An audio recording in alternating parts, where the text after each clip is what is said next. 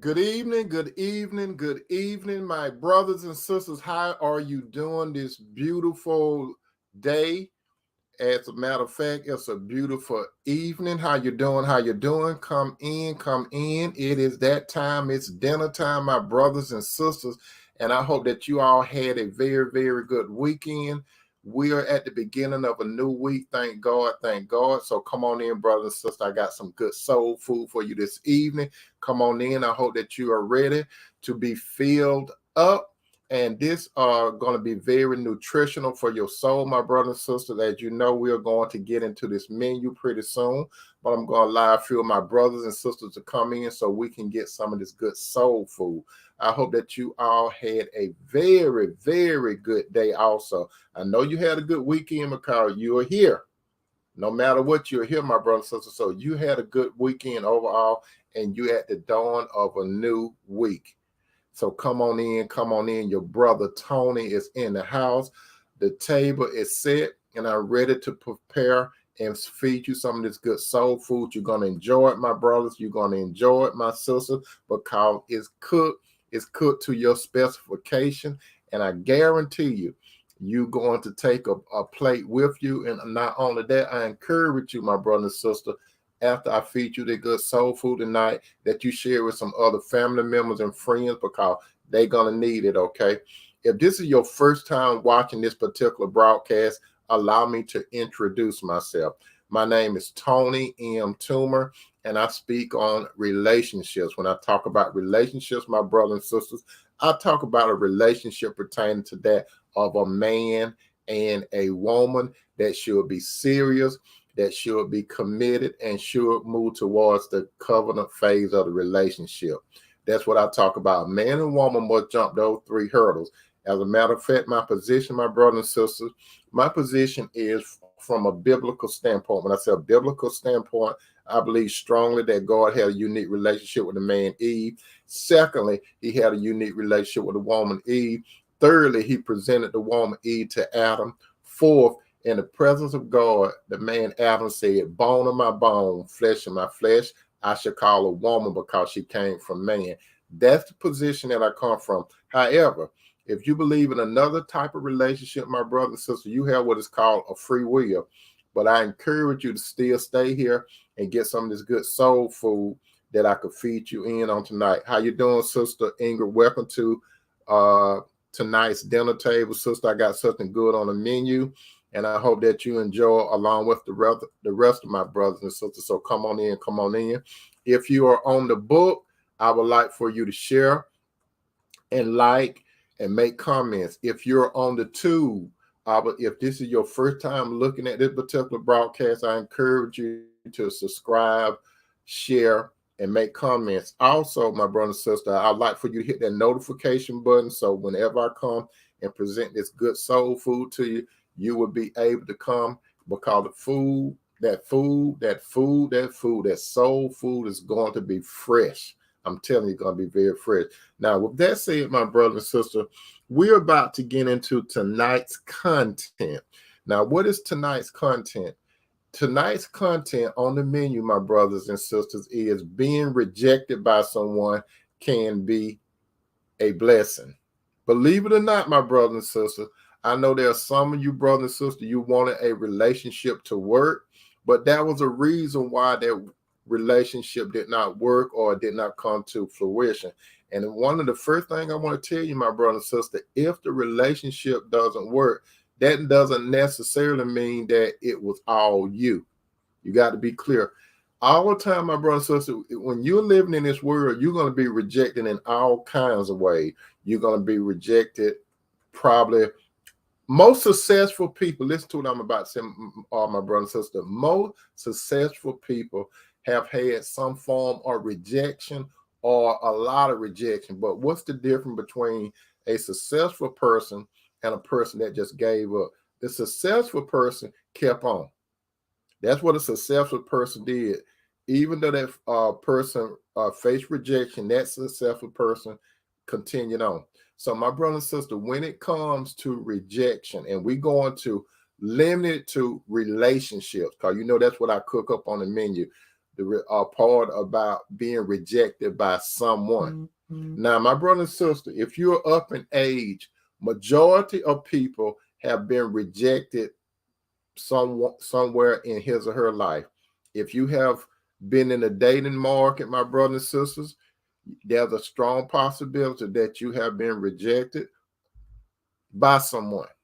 And that's the position where we're coming from tonight, being rejected by someone. Now, one of the things you got to understand, my brothers, and one of the things you have to understand, my sister, is that you were and you still are a particular man or woman. You're going to hear me saying that more than one time during this broadcast while we're at the dinner table. My brother and my sister, one of the main reasons why you could have been rejected by someone is because you are a particular person. And I'm going to give you that definition shortly. You were a particular and you are a particular person. My question to you, my brothers, and my question to you, my sisters, is this: have you ever attempted to make a relationship work and a man or a woman ignored you? Answer that question. Have you ever tried to make a relationship work and that man or that woman ignored you? And the only time that man or woman wanted to deal with you is when that man or woman needed something or wanted something. How you doing, Sister Danielle, and how you doing, Mother? Welcome to the night dinner table. There are a lot of you brothers and sisters, you know exactly what I'm talking about. Those of you that are coming in, tonight's topic is being rejected by someone can be a blessing. So don't ever think it's a curse, okay? It's a blessing for you. It's especially a blessing for you, my brother and my sister, if you are a son or daughter of God. There's a purpose for being rejection. And I'm going to get to that later on during the broadcast, but don't look at yourself as of today, my brother, and as of today, my sister. Do not look at yourself as a failure because someone rejected you. You're not a failure. You're going to have to get that out of your mind. While you're looking in the mirror, my brothers, while you're looking in the mirror, my sister, you wondering, you could have been through a succession of relationship and it came to a failure, okay? That doesn't mean you're a failure. Or you could have been through one long-term relationship and it came to an end. That doesn't mean you're a failure. So some of you brothers, some of you sisters, stop beating yourself thinking you were the problem. Now, some of you, there's a possibility that you could have contributed to it, but hopefully, if you're a brother or a sister and you're in Christ, more than likely that person that decided to bounce on you or lead a relationship, there is a problem. And like I say, the problem is that you, my brother, and you, my sister, are a particular person. And most of the time, you, my brother, and you, my sister, you were ignored. And that man and woman, like I said, that man and woman did not get in contact with you unless he or she needed or wanted something. And then there are some of you that are currently in a relationship, and you know deep within your heart, deep down in your heart, that you are being rejected. It's just like the elephant in the room. You know you're being rejected. You know it and you feel it. So tonight at the dinner table, we are going to get into this good soul food. Now, what does rejection mean? When we look in the dictionary, my brother and sister, rejection can be defined as the act of being pushed away or something away. So in this case, we talk about relationships. So you were pushed away. Now, the number one thing we're going to start off with right now, you, brother, and you, sister, you tried to cultivate a relationship by planting a seed in a relationship, or to say it differently, you tried to make the relationship work. You understand? You tried your best to make the relationship work. Let's start at the beginning of a relationship, my brother and sister. Some of you can identify with this. You made an effort at the beginning of the relationship. There was some form of attraction with this other person, okay? There was some form of attraction, and you and that person appear to be start off kind of well in a relationship, right? But then you start noticing that that man or that woman start pulling back for some type of way. Now, a lot of time, my brother, and a lot of time, my sister, when a man or woman pull away, that man or woman If you're a child of God, what really attracted that man or woman, let me tell you what attracted that man or woman. What really attracted that man or woman, my brother, sister, was your light. You think it was all about how you look, but it really your light in Christ, and that what actually attracted that person. So when that person seen your light and when that person got close to your light, that person's lifestyle could not compete with what's going on the inside of you. You understand? Even though you're not perfect, brother, you're not perfect, sister, but that man, sister that came into your life, brother, that woman that came into your life, that man and woman could not compete for what's on the inside of you. It repelled them. You understand? It repelled them, and then they start pulling back. So let me tell you this: before that man and woman left you, my brother and sister, that man and woman, most of the time they had an ulterior motive at the beginning of the relationship, and there's a possibility that you overlook what are called red flags. It's a strong possibility. How you doing, Sister Bobby Deal? It's a strong possibility that you seen some red flag, but you want to give that person the benefit of the doubt. And let me tell you something, my brother and sister. There are some of you right now that you're about to enter into a relationship, and you need to really hear this. Those of you that are about to get in a relationship or you have just started a relationship, the very first thing, my brother and sister, you have to understand, and I always say this: are you equally yoked with that person? If you're unequally yoked with that person, if it don't, it's going to crash eventually. You may be with that person for many years, my brother, or many years, my sister, and eventually it's going to crash. Because what's going to happen? If you got that light in you and that person have darkness in him or her, you're going to grow apart. You're going to grow more into God, and that person, my brother and sister, if that person does not have God, guess what else he or she has in them? Light and darkness cannot matter. So before we get into anything about different clashes with what you think about family, what you think about occupation, religion, money, and sex, those some of the major points in a relationship. It's an inside job with that man and with that woman. You understand? You got to understand that it's more than what meets the eye. So when you try to cultivate a relationship, you try to plant a seed. What do I mean by that?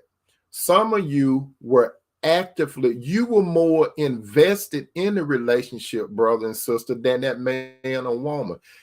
You find yourself doing more for the relationship. Now, that man or woman could have participated in a relationship, but you were doing most of the leg work. And I have said this before on some of my previous broadcasts.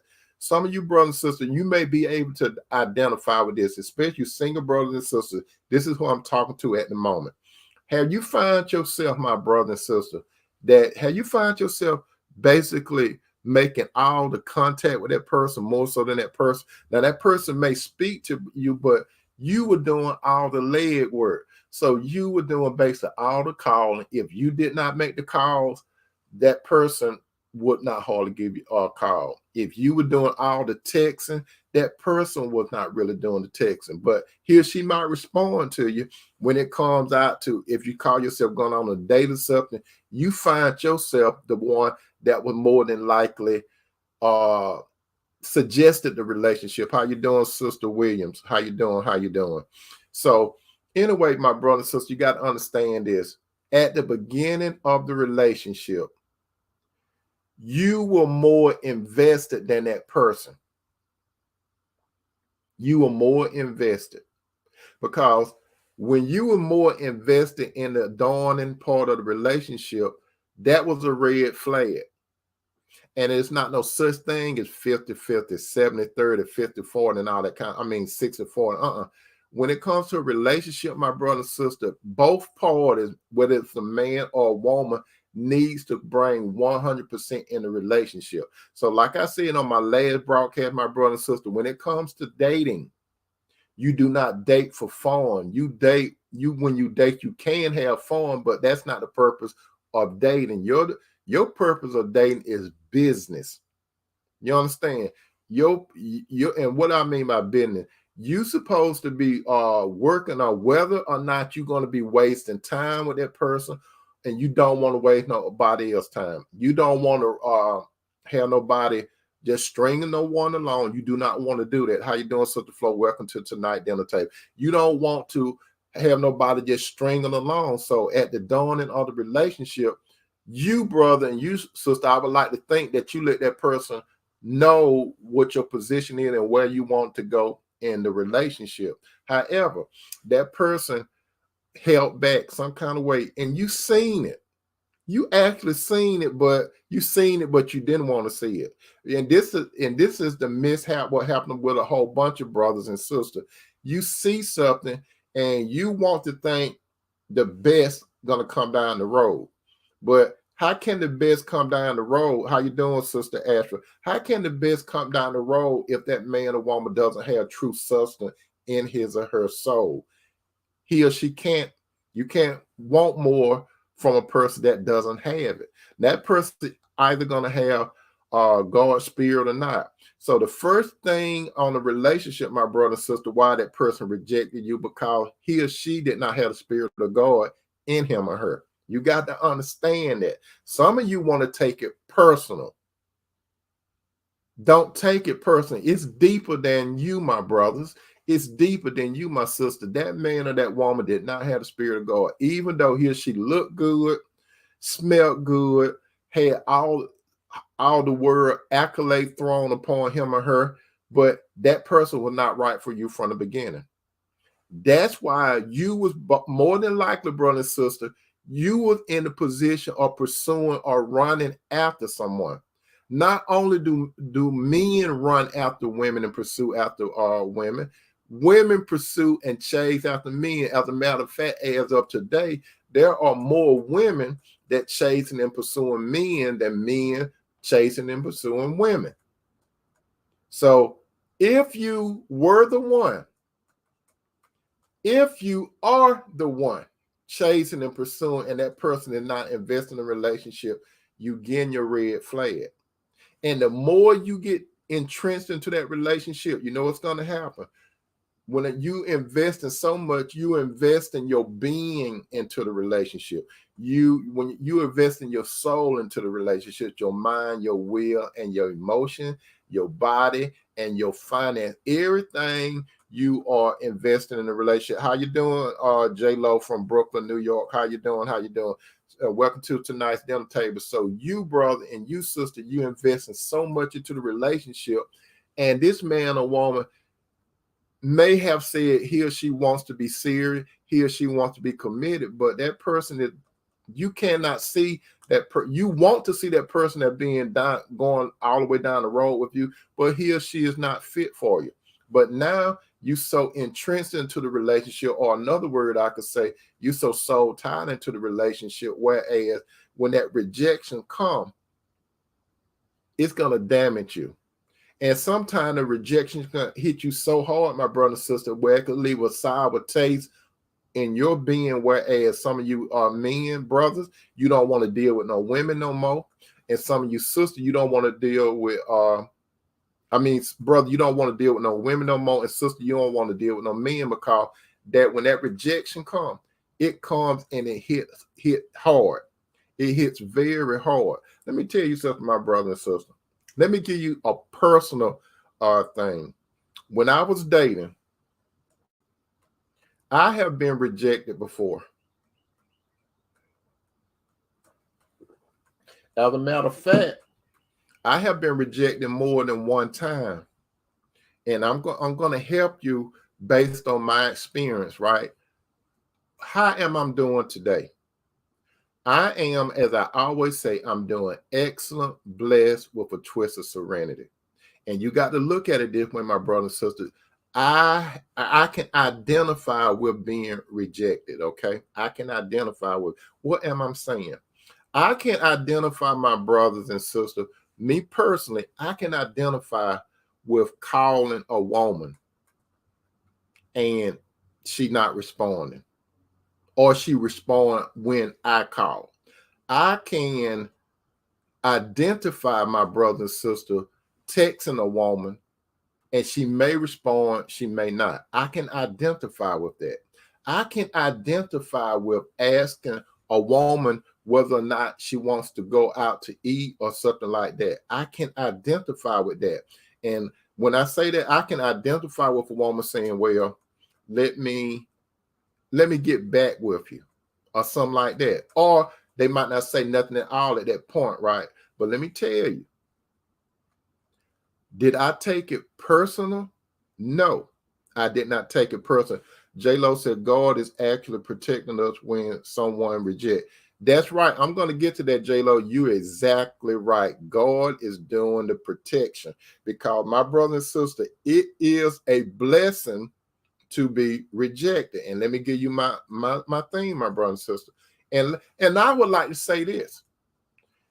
Every woman that I have tried in my past to cultivate a relationship with and it did not work out, I don't have nothing bad to say about no woman in my past. Believe me, I don't have nothing wrong to say about it. But guess what? Just like J-Lo say, God was protecting me. He was protecting me from hurting myself. And as you know, my brother and sister, God will allow a man or a woman to continue to hurt you until you get tired of being tired. You understand? When you get tired of being tired, then God, because God is not going to force you to leave a person. If you're trying to hold on to a person, my brother and sister, God wants you to let that man and woman go. He does. And a matter of fact, my brother and sister, I could tell you this. How you doing, Pray Our Way? I could tell you this. While I know it's a blessing, because some of the women that I was trying to formulate a relationship with, I don't know what I spoke to you, sister Ashford, but hey, and how you doing, Sister Flo Martin? Welcome to the dinner table. I'm happy. I'm extremely happy that they pulled back. I'm extremely happy that they didn't make the effort. I'm extremely happy. As a matter of fact, my brother, and a matter of fact, my sister, any woman in my past that I tried to form a relationship with and it did not work out, I don't have no hard feeling towards no woman. I want you to get that right. I don't have no bitter feeling towards no woman from my personal experience. I do not. But this is what I would like to say, my brother and sister. I would like to thank them for rejecting me. I really would. Can you imagine that, my brother and sister? I loved being rejected because it was a blessing. Let me tell you why it was a blessing, my brothers. And let me tell you why it was a blessing, my sister, because during that particular time, and I get a little more into it when I get to the third part of this, during that particular time, guess what? God had a ram in the bush for me. You understand? God had a ram in the bush for me, but I didn't see it. I didn't see it. But lo and behold, after some failed relationships, I still did not say I'm a failure. I didn't look at myself in the mirror and say it must be something about me. I didn't do that. But then what I realized is when I look back, I said, God must have had something to do with that too. How you doing, brother Shaggy D? That's right, a ram in the bush, brother. I won't ever forget that. That's right, a ram in the bush. And let me tell you where I got that part from. I got that from none other than the Bible. When Abraham was told to come up on this mountain to sacrifice his son Isaac, God wanted to see how faithful Abraham was. And then God, not where I put it this way, God wanted Abraham to see how faithful he was, because God already knew. That was for Abraham, okay? That was for Abraham. So God, when Abraham was about to sacrifice his son, God said from heaven, he said, do not do that to the lad. And then Abraham looked up and he seen a ram in the bush, what was a better substitute. Why am I saying that? Because, my brother, and because, my sister, when I was rejected, lo and behold, I found my wife. You understand? I found my wife. And let me tell you something, my brothers and sisters. Some of the women that that if I say I want to, I could date and so I could tell you now, when I look at some of these ladies, they haven't advanced nowhere in life. They said they want to be in a relationship or whatever. They ain't got no relationship. They are either living with a man or they call themselves girlfriend or boyfriend. They having problem with a man or they can't get a man. You understand? Most of them like that. And when I look back at it, I look at it like this. Let me tell you another thing, my brother and sister. When my wife came into my life, when I found her when the Lord brought her into my vision, and when I seen my wife, guess what? This ministry that I have, the ministry that I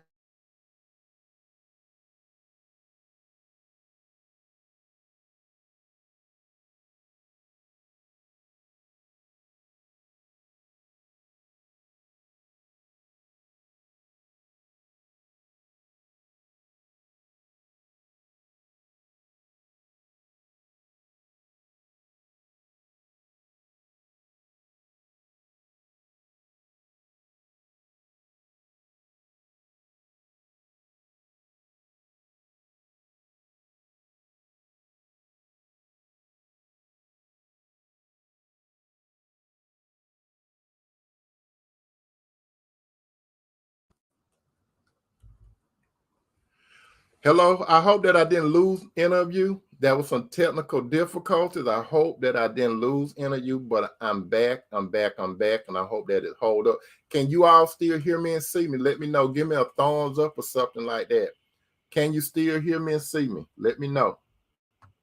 Let me know, my brother, and let me know, my sister. Can you still hear me and see me? Can you still hear me and see me before I go on? Let me know. Give me a thumbs up or something like that to let me know that you still can hear me and see me. Can you still hear me? And can you still hear? Okay, thank you, thank you, thank you. As a matter of fact, my brother and sister, when my wife was presented to me through God, let me tell you this. When she was presented to me, that's when God opened up the couple ministry for me. Prior to that, my brothers, and prior to that, my sisters, when I look back at it now, so Danielle, you can't hear me? Can you hear me? Can everybody hear me now? If you can hear me, let me know. I know some of you can see me. Can you hear me? Can you hear me? Let me know. Can you hear me? Can you hear me? Okay, sister, can you hear me? I know you can see me. Okay, thank you. Thank you. Thank you. Thank you. Danielle, can you hear me now? Let me know, Danielle. Can you hear me? Okay.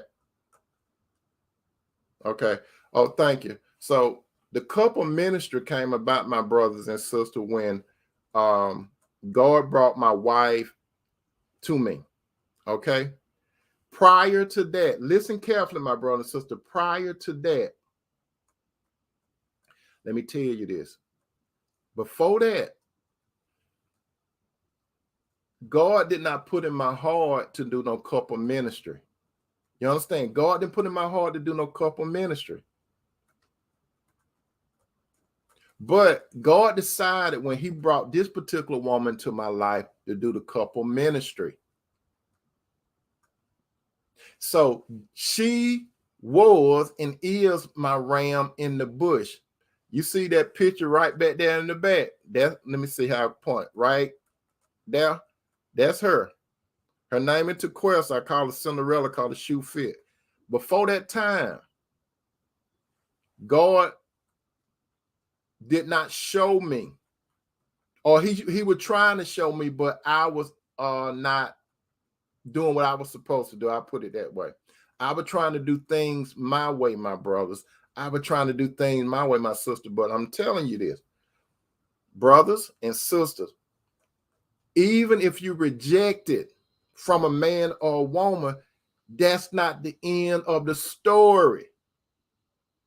Because like I told you, my brother and sister, when God lifts you up, If you have a desire for a man or a woman, sister, and when God's lift you up, let me tell you what's going to happen. Those men or women that you had associated with in the past, guess what? You're going to see where God elevating you with the right person in your life. Those other people, whether men or women, they're going to stay at the same level. They were not supposed to walk with you. You understand? God could read hearts. That man or that woman were not supposed to walk with you. But when God bring the right man and a woman to you, my brother and sister, that is God. God knew it from the beginning of time.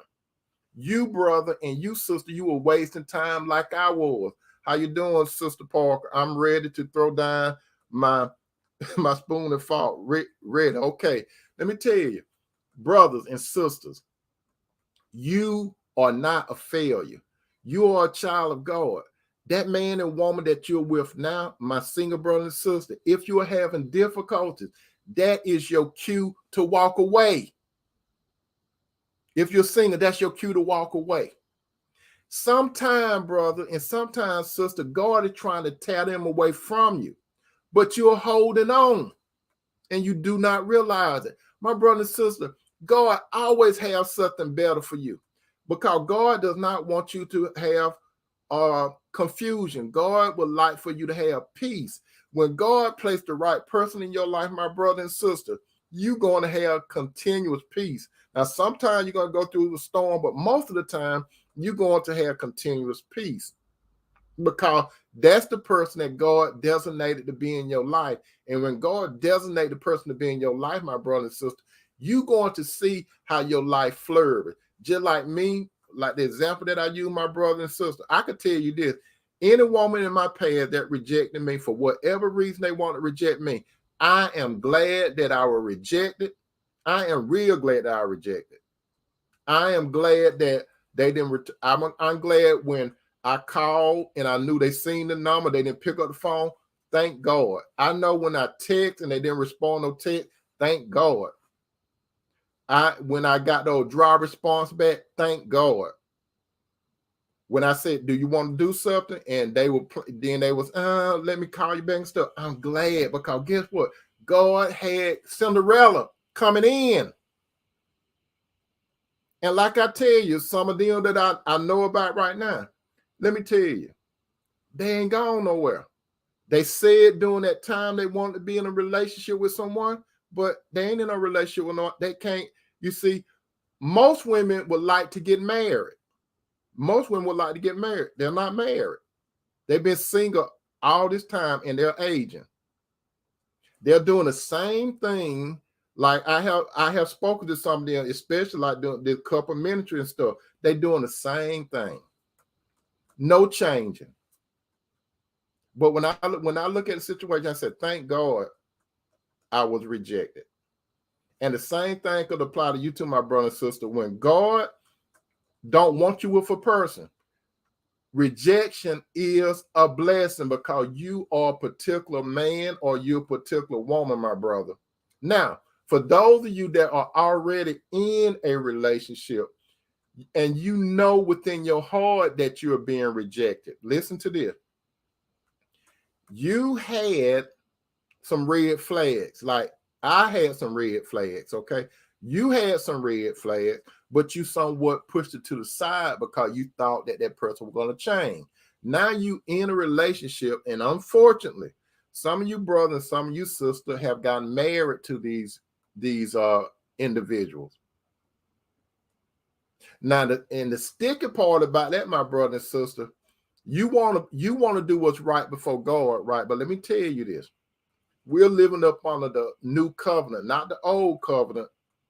When we're talking about the thing about divorce, okay? We're talking about the thing about divorce. My brother and sister, when it comes to a divorce, you're not divorcing someone because they don't make you happy, because no man or woman cannot make you happy. You understand that? If you, brother, and you, sister, got in a position where you got married to an unbeliever because you thought that man or woman was going to change, let me tell you what's going to happen. If that man or woman decide to leave the relationship, let them leave. The Bible have a scripture for that. Paul addressed that. Paul said, if the unbeliever decides to leave, let him leave because you're not, let him or her leave because you're not under bondage. Now, you have some people, my brother and sister, listen to me clearly. They come from the Old Testament when God had this law for the Jews up under the 10 Commandments and all that kind of stuff. The Jews, it was not for the Gentile. So you have some people today that trying to pull in the 10 Commandments today. We're not up under the 10 Commandments. That's up under the old covenant. What does covenant mean? It's an agreement or a contract. When Jesus came here, and when Jesus came to fulfill the Old Testament and to and not only fulfill the and excuse me, let me back up. Jesus came to fulfill the Old Testament. And not only that, he was here to establish the New Testament. Paul addressed this. Everybody is up under the New Testament now. That's Jews and Gentile. What is a Gentile? A Gentile is a man or woman that's not a Jew. So everyone came up under the New Testament. God had to modify some stuff for us, okay? To tell you the truth, my brother, and to tell you the truth, my sister, Jesus, when you look at it, Jesus gave 2 new commandments, and it wrap up everything. Jesus basically said a man, and it go for a woman, needs to love God with all his heart, his soul, his strength, and his mind. And then he said the second part of it is love thy neighbor as thyself. With this, you have fulfilled all the laws. So don't let nobody beat you down, my brother and sister, about keeping the 10 Commandments, okay? Jesus condensed it. I'm going to tell you what Jesus said again. Jesus condensed it, and Jesus said out of his own mouth, a man is supposed to love God with all his heart, his soul, his mind, and his strength. And the second is to love thy neighbor as thyself, and you have fulfilled all the law. You understand? So, brother and sister, no man or no woman could not keep the Jews could not keep the 10 Commandments perfectly. You brother and you sister cannot do it. As of today, you can't do it because you have broken one of the 10 Commandments or several, just like I have. So the only thing that's going to get you to heaven is grace. That's Jesus died for us, and you got to depend on what Jesus did, not on your works, but on what Jesus did. Jesus' life, his death, and his burial, and his resurrection. Now back to the story. You single brother, single sister, do not let no man or woman beat you down. If you are married and that unbelieving man or woman leave you, you are free to do whatever you want to do, but you cannot force that man or woman out. That's the thing about it. That's the sticky part. You can't force them out. But if he or she decide to leave, let them leave. Because let me tell you something, my brother and sister. Before a man or woman actually leave out of the relationship, the last thing to leave is that man or woman's body, because their mind is gone. Their emotion is gone. The last thing to actually leave a relationship is their body. So you, brother, and you, sister, you might be in a relationship where you're being rejected. You could see it, the elephant in the room, you see it. And some of you feel that he or she about to bounce on you. Y'all feel something that's about to happen. And it's not your feeling, it's your discernment. Your discernment. How you doing, Sister Monica King? Welcome to the dinner table. And how you doing, Angie B? Welcome to the dinner table. How you doing, Sister Parker? I think I mentioned you, Sister Parker, but welcome to the dinner table. Just remember this, brothers and sisters. That man or woman, you have discernment, and your discernment telling you prepare for him or her to bounce on you. Because God wants you to have peace. And when that wrong man or wrong woman leave you, you're not a failure. Don't ever think that you're a failure. And let me tell you this, my brother and sister, like I'm talking to the single brothers and sisters, let me tell you this. God always have a ram in the bush. He always have a ram in the bush for you. But the thing about it, God wants you to follow him. He wants you to seek the kingdom first. He wants you to seek his purpose in your life, and God will give you the desires of your heart. You know why? Because you know why that man or woman, my single brother and sister, You know why that man that some of you brothers and sisters married to left or about to leave? Guess what? What they don't know. They don't know that you are a particular person. You were and you still are. What do I actually mean by that? Now, number 3, we're about to get into number 3. They didn't know who you were. You got to understand that. They didn't know who you were. When that man or woman, brother and sister, that rejected you, they didn't know who you were. They don't even know who Christ is. They heard about him. They don't know him. So if they don't know Christ, they don't know you. You know why they don't know you? Because they don't know Christ. If they knew Christ, they would know you. Because they would be able to detect God's spirit in you. They don't know him. All they know is something was peculiar about you. You right, Sister Anna B. You were a chosen one. And I'm about to talk about that shortly. Now, they didn't know you, my brother and sister, as it is written in 1 Peter 2:9. 1 Peter 2:9. 1 Peter 2:9. Listen carefully. But you are a chosen generation, a royal priesthood, and holy nation, a particular people, that you should show forth the praises of him who have called you out of darkness into his marvelous light. Look what the Bible is saying about you, brothers. Look what the Bible is saying about you, sister. You are a chosen generation. You are a royal priesthood, a holy nation. You are a particular people. A man or woman, my brother and sister, they do not know who you are. They don't know that you are son of God or daughter of God. Just like this. Before I met Cinderella, if I was interested in a woman and she rejected me, right? If she rejected me, she did not know that I was one of God's sons. She didn't know it. I knew it.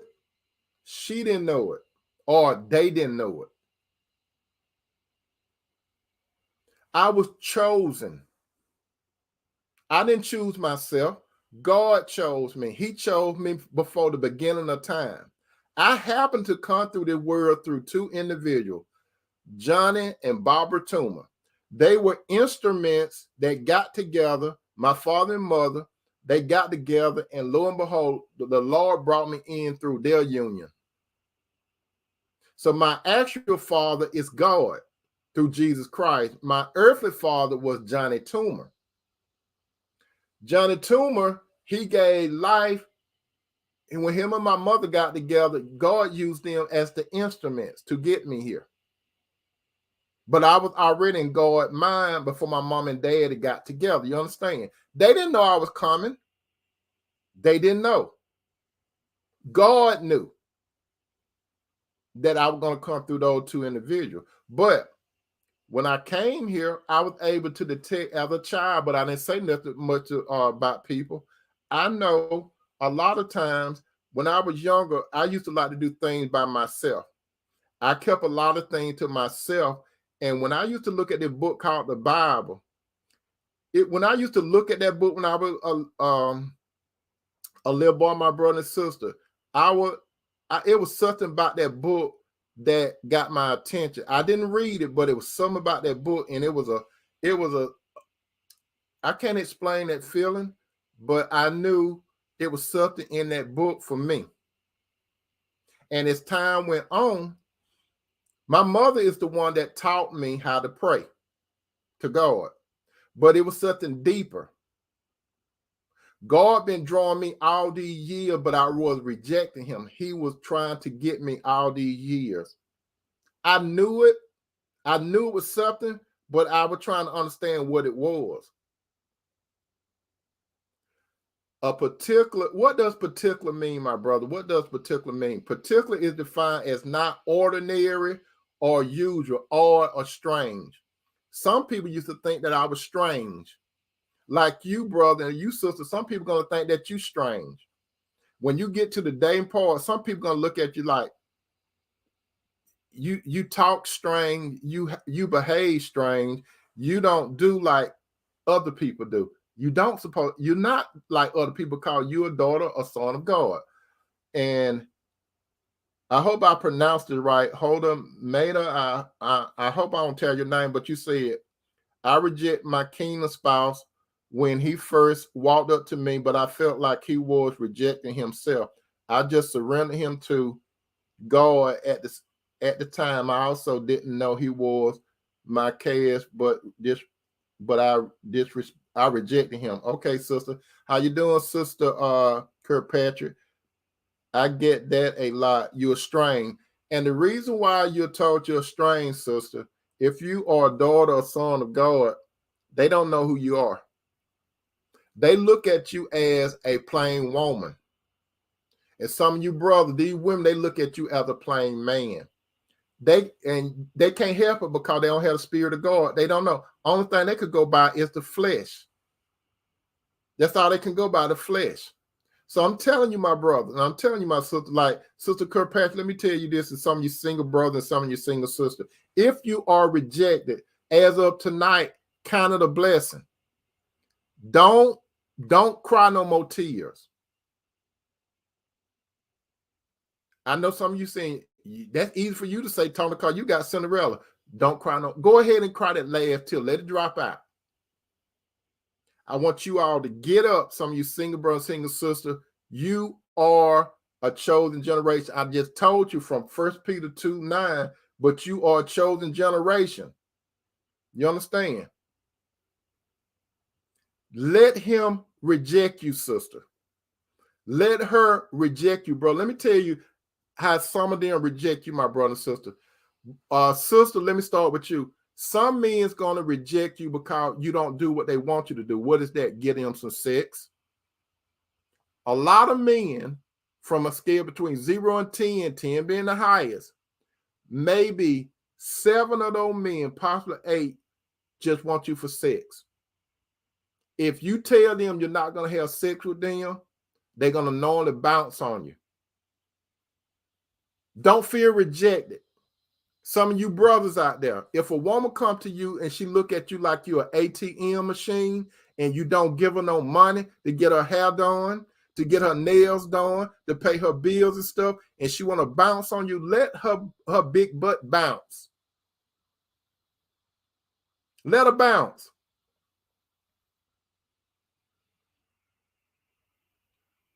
They just wanted to use you. And you know this is true, my brother and sister. Let me tell you this, brother and sister. If you're not married to another man or woman, you're not obligated to do husband and wifely duties for them. There are a lot of men, sister, that want you to act like a wife, but they won't marry you. They'll give you a shut-up ring, but they won't marry you. There are a lot of you brothers that these women want you to do like a husband and take care of them and protect them and stuff. You're not obligated to do that. You're not married to them. You're not obligated to do no husband duty, brothers, sister. You're not obligated to do no wifely duty unless they marry you. Unless you're married. Other than that, God won't even hold you responsible for it. He won't. Unless y'all messed around and got a child, that's a different story. You better take care of the child. You understand? Other than that, you ain't got no obligation, brother, to a woman you're not married to. Sister, you ain't got no obligation to a man that you're not married to. If they want to step up, they would do it God's way. But it's hard for the world to know who you are. Number 4, you know whom you are, but listen to me carefully, my brother and sister. You know who you are, but what does but mean? But you don't know all about yourself. You know a lot about yourself, but you do not. What do I mean by that? As it is written in 1 John 3:2, 1 John 3:2, 1 John 3:2. It said, beloved, not are we the sons of God, and it does not yet appear what we shall be. But we know that when he shall appear, we shall be like him, for we shall see him as he is. We don't know fully how we're going to be when Jesus comes, but we do bear the seed of God in us.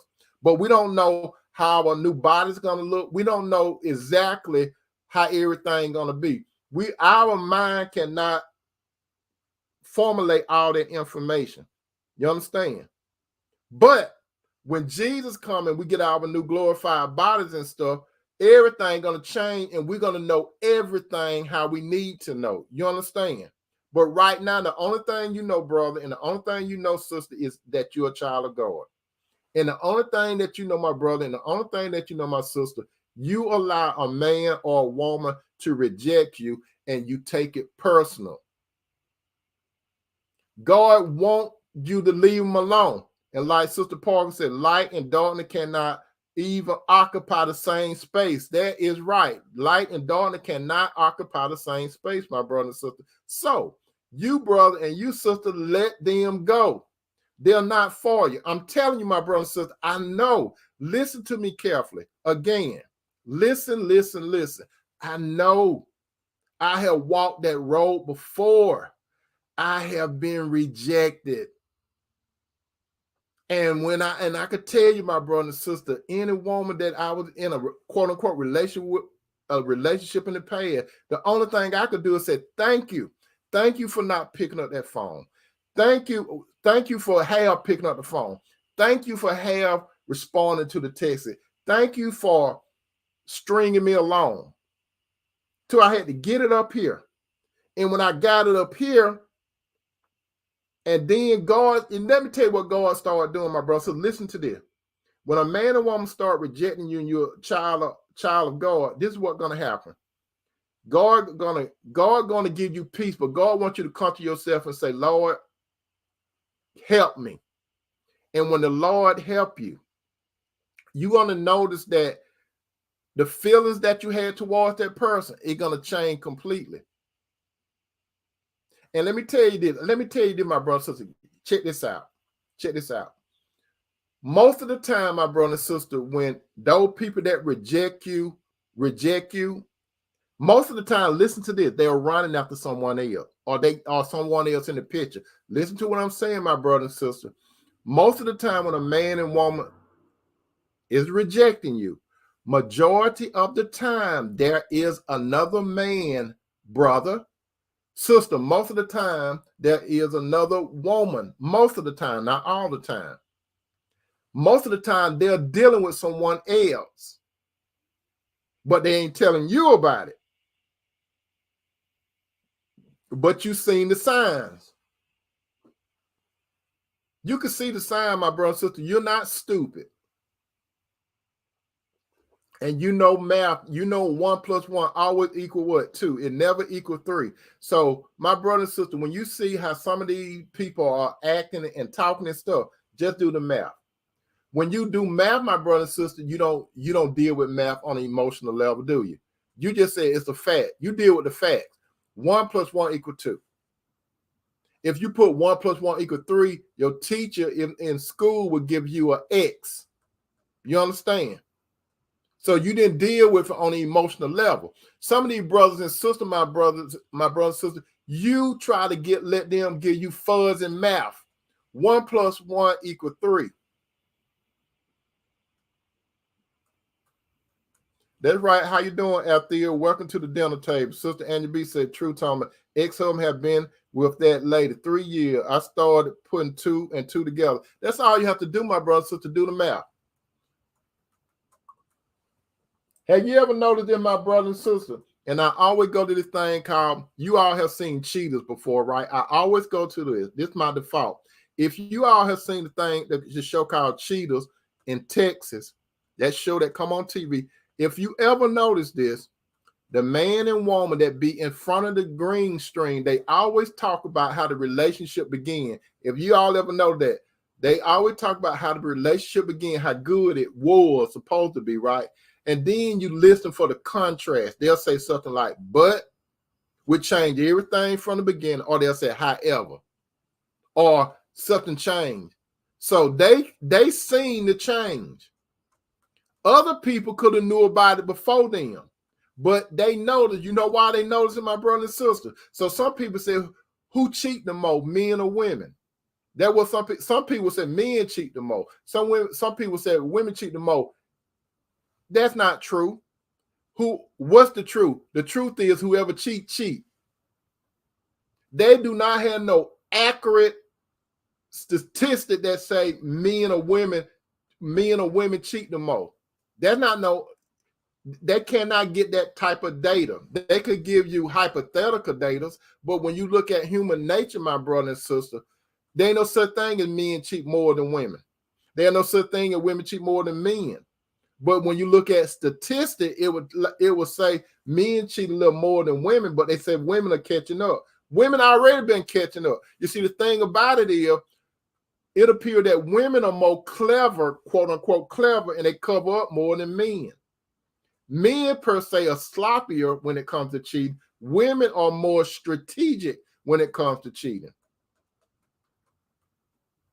But the thing about men and women is this: both of them have pattern and behavior. If you have the spirit of God, my brother and sister, God gonna allow you to use your discernment, and you will be able to see that the math is off. You're gonna be able to see it. You're not gonna be going by your feeling. The spirit of God, and you're gonna say it's something. He or she is up to something. I can't put my finger on it, but it's something going on. And let me tell you this, my brother and sister, most of the men and women that's like if you're in a relationship with a man and woman, most of the time they're going to try to gaslight you and make it seem like you doing something. You know why they're doing that? Because they're trying to flip it. They're trying to put it on you because of something they do. That's another trick they do. Or a lot of them, they try to start arguments so they could be with that other person. It all kinds of tricks some of these people be doing. And Sister Hoda, I hope I pronounce your name right. Hoda, Hoda, said, cheating take place in the spirit first when you are not loyal to God. Amen. I always say, Jesus said that if a man looketh upon a woman with lust in his heart, he have already committed adultery. That's for the married man. Now, if a man is not married and he think about a woman, that's fornication. You know, there's a thing called fornication, and then there's a thing called adultery. Fornication is if you're not married and having sex with someone. Adultery is when you're married and having sex with someone that's other than your mate. You understand? But back to cheaters. If you ever notice this, my brother and sister, that man or woman that be up in front of that green screen, they telling the audience the behavior that changed. And that's how it go. They seen the behavior change. And more than likely, that man or woman tried to be like they used to be. But if you cheat, my brother and sister, you can make it get away with it for a minute. But your mate, if your mate have the spirit of God, or you have the spirit of God, we're gonna say if you have the spirit of God, God gonna let you know that something is up. But I'm gonna tell you this, my brother and sister, if you ask God to show you something, he's gonna show you, because guess what? You asked for it. If you go looking, you're going to see it. All you're doing is verifying what you're doing. Like most of the time, those people that be on the cheater show, they be right. That's why they get investigated. And the investigating, all they do is prove what that person said. They just get more concrete facts. That's all they doing, getting more concrete facts. So brother and sister, you got to understand this. It's a blessing to get rejected, because guess what? Let me tell you this, my brother and sister, especially if you're married. If you're married and that person is taking you downtown. Now, before I say if you're married, let me go to the single brother and sister. First of all, you single, how you doing, Sister Bree? First of all, you sisters and brothers, if you're not married, guess what? That man or that woman is not accountable for you. I'm just letting you know that now.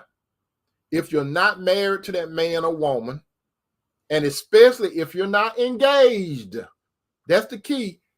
Engaged. Question: are you engaged to that woman, brother? Sister, are you engaged to that man? If you're not engaged, your relationship, you're not even serious. Because if you're serious, you will quickly get to that step called commitment. And in the commitment part, my brother and sister, you get engaged. From God's point of view, you get engaged.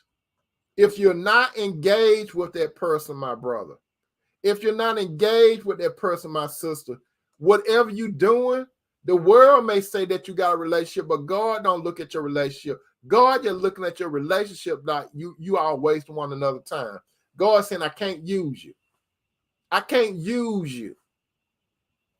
As a couple, I can't use you. The only way I'm going to use you as a couple, you got to do it my way. What is God's way? God wants you to be serious, committed, and married. Because when you get to the married part, then you'll start reflecting Christ and the church. You understand? Christ and the church. The man represent Christ and the woman represent the church. If you are unwilling to do it God's way and you're a couple, you could be together, girlfriend or boyfriend. You could go to the same congregation and stuff. God don't look at your relationship as a relationship. He doesn't. I hate to be the bearer of bad news. He doesn't acknowledge your relationship as right. If you look in the Bible, God only acknowledges relationship of a man and woman getting engaged and getting married or married. That's the only thing when it comes to man and woman. Other than that, God don't even waste your time looking at it. Like when I was out there, when I was just dating, God did not take my relationship serious. So don't think I'm just talking about some of you brothers and sisters. When I was doing it, when I was just out there dating, God did not acknowledge me and that woman as one. That woman was not obligated to me. I was not obligated to her. We weren't engaged. So if we weren't engaged, God look at like they just sinning. That's how God look. They just sinning. They just fornicating. That's how God look at it. They form, but I'm gonna get him. I'm gonna get him if he don't straighten up. That's what God said about me. I'm gonna get him. He better straighten up. How you doing, Brother Corey? That we said, I'm gonna get him. If he don't straighten up, I'm going to get him. So I'm telling you, my brother, I'm telling you, my sister. So, brother and sister, if you are not engaged or married to that person, and you just go on with that person, you definitely should not take it as no rejection. He or she is not obligated to you. Got to get that through your head, some of you brothers. That man or that woman are not obligated to you. Now, some of you think I'm talking crazy, but I'm not talking crazy. I'm talking factual. The person not obligated. The person only obligated to you when he or she say, like, brother, when you propose to that woman, not you, sister, proposing to the man. That's some of the most foolish stuff out there. A woman getting on her knees proposing to a man. If a woman could propose to a man, she's supposed to be the head and the leader of a relationship. The man's supposed to be the head and leader of a relationship. But a man that let a woman get on her knee and ask him to marry him, you ain't no man. You a boy man, and I question some more things about you too. Any man that allow a woman to get on her knee and propose to him, I question some things about you. That's not natural. That's satanic. It look cute on social media. It look cute, but it's not godly. Angie B says, since the Lord brought me out of that toxic relationship with a narcissist 3 years ago, I haven't been dating anyone. I've been about my purpose and drawing nigh to God. Oh, thank you, Brother Corey. Corey said, you sure right. Now, I'm telling you, my brother and sister, now listen to this. Listen up.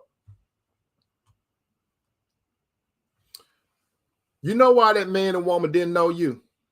That man and woman that rejecting you. Let's get a little deeper.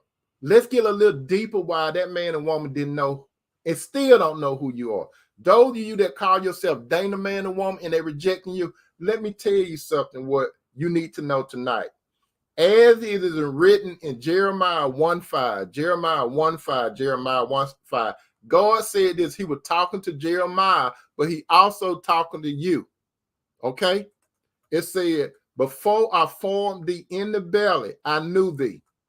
Before thou camest forth out of the womb, I sanctified thee, and I ordained thee a prophet until the nations. Now let's break that down. When God was talking to Jeremiah, it's just like he was talking to you, because everything in the Old Testament, my brother and sister, is for our learning. When God said, before I formed thee in the belly, I knew you. Brothers and sisters, before you came here into this world, God knew you.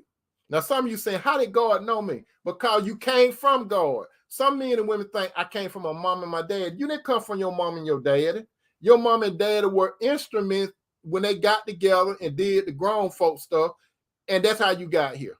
Because your mom and daddy could have been married, or your mom and daddy might not have been married, but you here, you're not a mistake.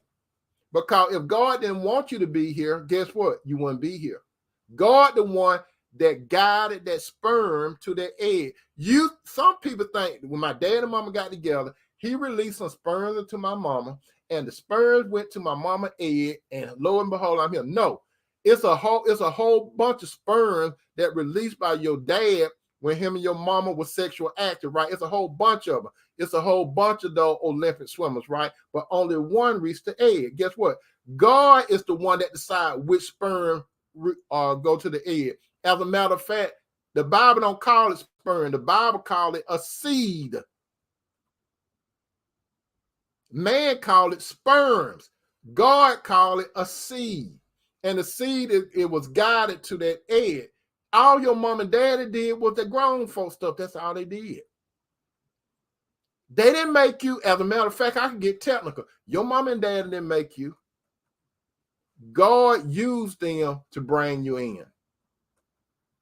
Back to God, God said, before I formed thee. Listen what God said, before I formed thee. So if God said, before I formed thee, what is that saying? Jeremiah had a mom and daddy. But God said, before I formed you, personal. Before God, and it's personal with you, my brother, and personal with you too, my sister. You understand? God formed you. Your mom and daddy didn't. Before you came out of the womb, then God said, I sanctified thee. What does sanctified mean? That means God, before you got out, before your mama, before you came out of your mama womb and they hit you on your butt a couple of times before you go, before you did all of that, God had sanctified you. What does sanctified mean? It means that God had a mission for you. You sanctified, you are set aside. You understand? You're set aside for the master use. Many are called, but few are chosen. So whatever work God put you in, my brother and sister, that God already had that plan for you in his mind before he created the world. You got to understand that. That's just how deep it goes. God knew what you were going to do before you came here. God know what you're going to do while you're here. God going to know what you're going to do whether Jesus come or you die first or Jesus come. God see the whole parade.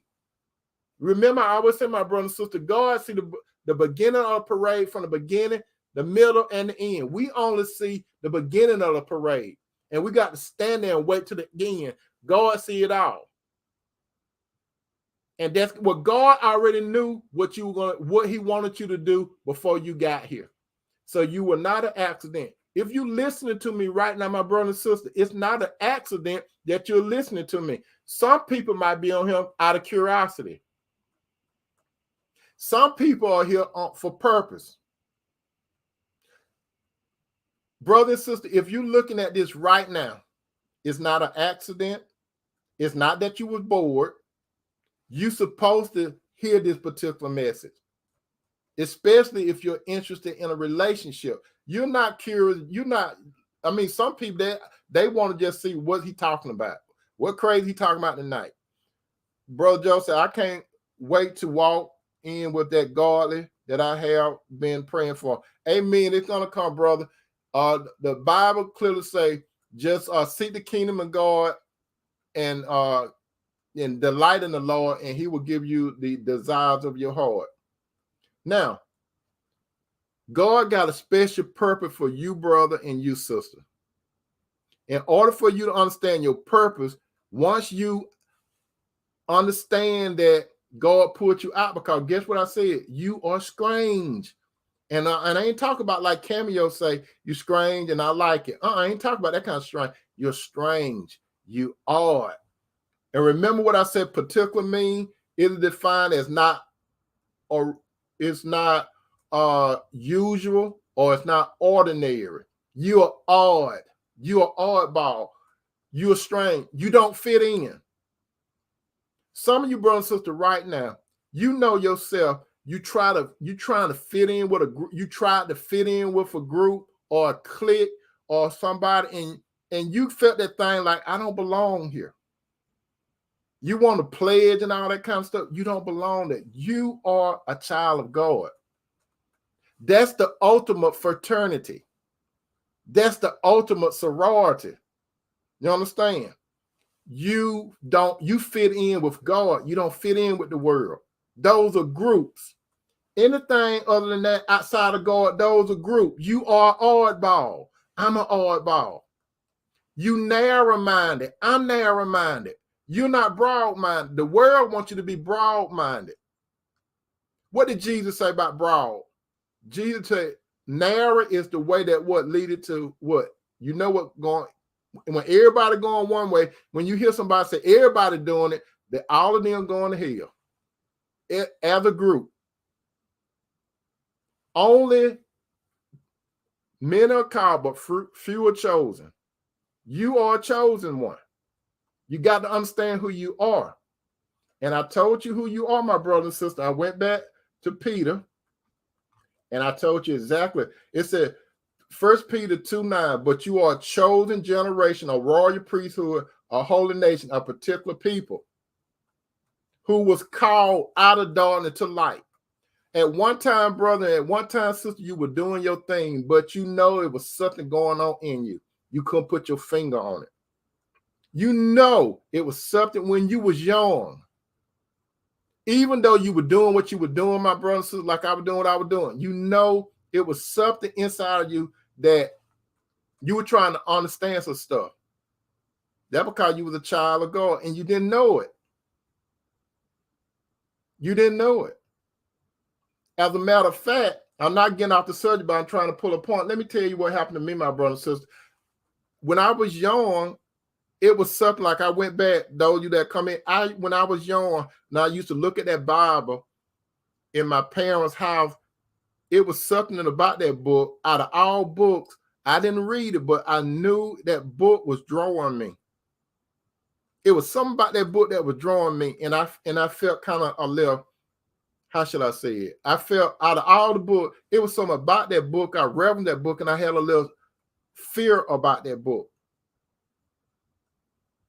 And I never read it, but when I said fear, I didn't mean like the devil come to get me and all that kind of stuff. It was fear out of reverence for that particular book. And then as time went by, I could tell God was trying to get my attention off and on. And when I was in college, my brother and sister, let me tell you what I was doing. I was in typing class. It was a beautiful spring day. And I was just typing, trying to get me some extra credit in college, right? I was trying to take an easy course. I was just typing away. And then I heard the Lord calling me. He was calling me from the inside. I could hear it real clearly. And then I had to stop typing. And I just looked out the window and I said, why am I thinking like this? God was calling me. Just like he called Samuel. You all remember the book about Samuel? The little boy Samuel, his mama had prayed for him, right? And so she told God, if you give me a son, I'll give him back to you. So she did, take him to the prophet when he was big enough, right? So what happened? Samuel was asleep one night, and he heard his name, Samuel. He got up, and he thought that the guy that he was staying with called him. He said, you called me. The man said, I didn't call you. So he said, go back to bed. Samuel went back to bed. He heard his name, Samuel. He got up and went back in there. He said, you called me. The man said, I didn't call you. Go back to bed. So Samuel went back to bed. He heard that voice again, Samuel. He went in there, and the man said, I didn't call you. Then the man said, uh-oh. He said, the math started clicking. 1 + 1 = 2. He said, go back and get in your bed. And when you hear your name again, just say something like, I'm paraphrasing this is your servant. And when he went back, he heard his name again. And then God started communicating with him. And that's what God would do for you, brothers and sisters. It's going to be, if you know it, you know it, you know it, you know it. You know you're a son, you know you're a daughter of God, and you know God been pulling at you. You know it. You were set apart. And they're going to be clear. God is not going to let you alone if you chosen. Let me tell you, my brother, he's not going to leave you alone. You think God just put you in the world between your mom and dad and that was it? No. God put you here. God formed you. So God got something for you. Many are called, but few are chosen.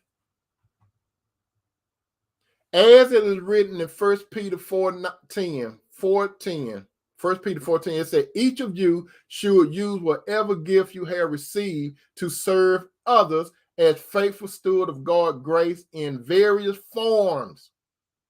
That man that reject you, sister, that woman that reject you, brother, they don't know that you got a gift. They don't know you got a gift. You might not know exactly what your gift is, but when you start spending time with God, you're going to know what your gift is. That doesn't mean you're going to be a preacher. That doesn't mean you're going to be a deacon. It doesn't mean that you're going to be an elder. God could put you at God got different ministry for different people, and different people have different gifts. You, brother, and you, sister, you don't have the same gift. So, brother and sister, just because you got a gift, that don't mean that the person got the same gift for you, but that gift that person have, if y'all put it together, especially if you couple, it can multiply. That man and woman don't know who you are. They don't know that God knows you. They don't know that you're a son and daughter of God. They don't know your gift. Your gift is to serve others. Because the Bible said, as faithful stewards of God's grace in its various forms. And then it go back to Jeremiah 29:11. For I know the plans I have for you. God knew the plan that he had for you in eternity before you got here. And then he said, declare the Lord, plans to prosper you and not to harm you, plans to give you hope and a future. So God giving you hope and he giving you a future.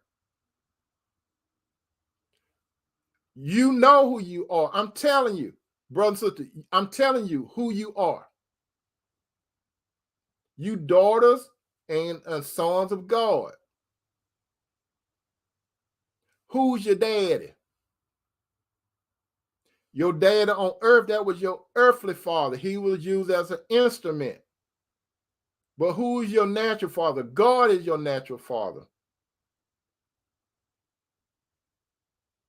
That's why you can't just be in any type of relationship. God is only going to bring a man and woman that's his son or daughter to you.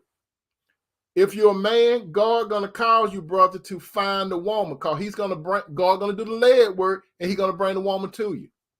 He's going to put her right in your face so you can see her. Sister, God going to cause the man to find you. He's going to put you in a situation where that man could reach out to you. That's how God does it. That's how God put people together. Any other way, that ain't God. That ain't even God. God used circumstances of life to do it.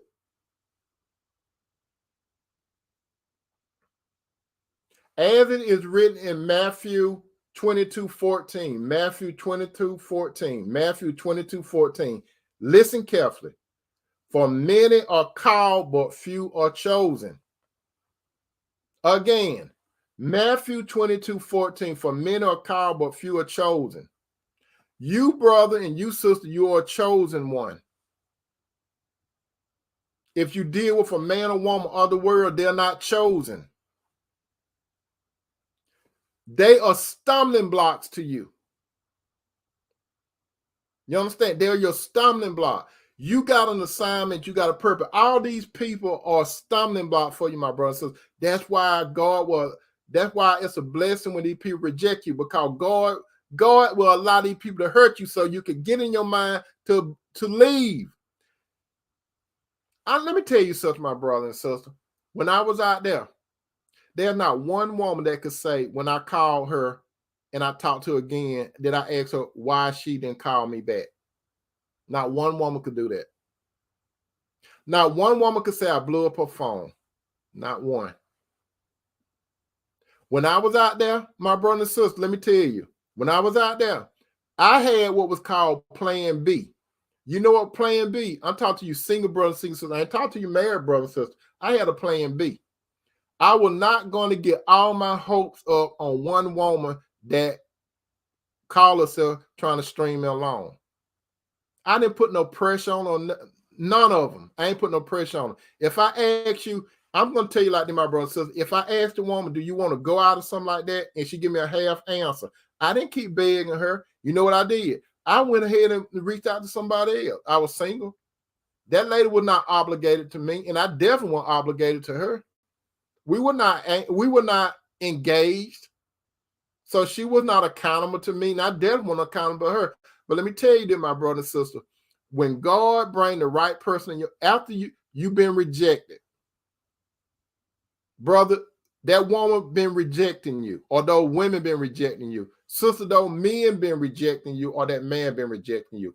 Once those people come out of your life and you start focusing on your purpose and your gift, and God called you to see that ram in the bush, brothers, when God called you to see that woman, that ram in the bush.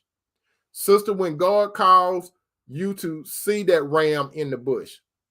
See, brothers, you're going to go get that ram in the bush. You understand? That's what your brother going to do. You're going to go get the ram in the bush. But you, sister, you're going to see that man come get the ram to the bush, out of the bush. You understand?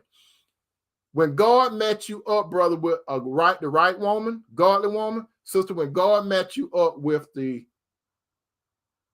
right man, let me tell you what's going to happen. God going to be elevating you.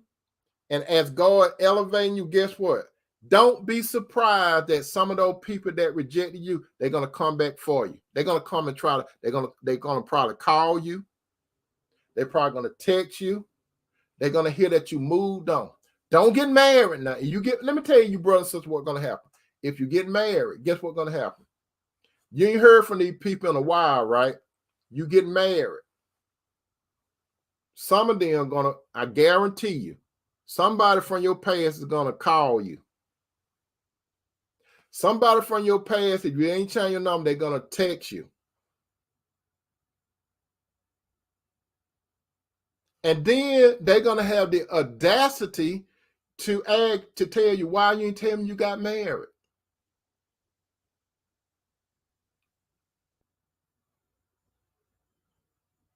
Sister Angie B said, I haven't heard from you. And yeah, Sister Angie, that's what they'll do. I haven't heard from you for years. Y'all can look for that. Angie B know what I'm talking about. And Sister Honda say, yes, God wait always. Amen. And Sister Angie B said, yep, God from the past called me. They know what I'm talking about. They're going to call you. They're going to contact you some kind of way. And let me tell you the strange thing about it, brother and sister. They might get angry at you. Isn't that some people that rejected you, they get angry at you because you moved on with your life? They will say stuff like, when I found out that you were married, I felt some kind of way.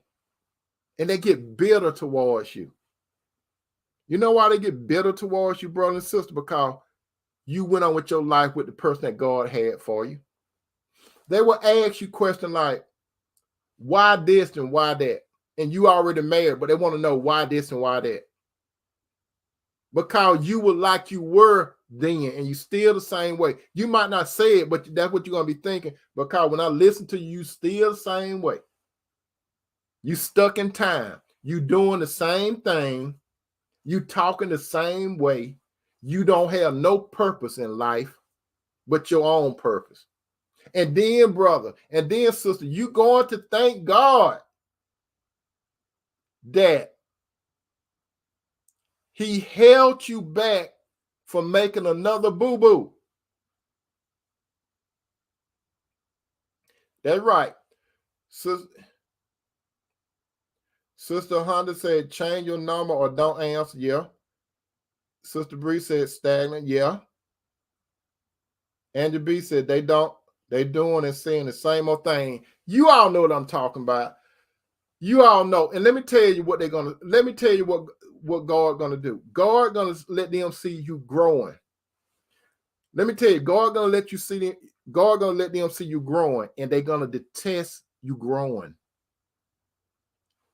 For you, brother, let me tell you, brothers, what women do. And sister, I'm gonna tell you what men do. Okay, listen up. This is what women do, brother. This is what the women gonna do that rejected you. Listen up, brother. If you single and God gonna call you to get that ram in the bush, this is what's gonna happen. I'm letting you know. I'm not a prophet, but I'm telling you what's gonna happen.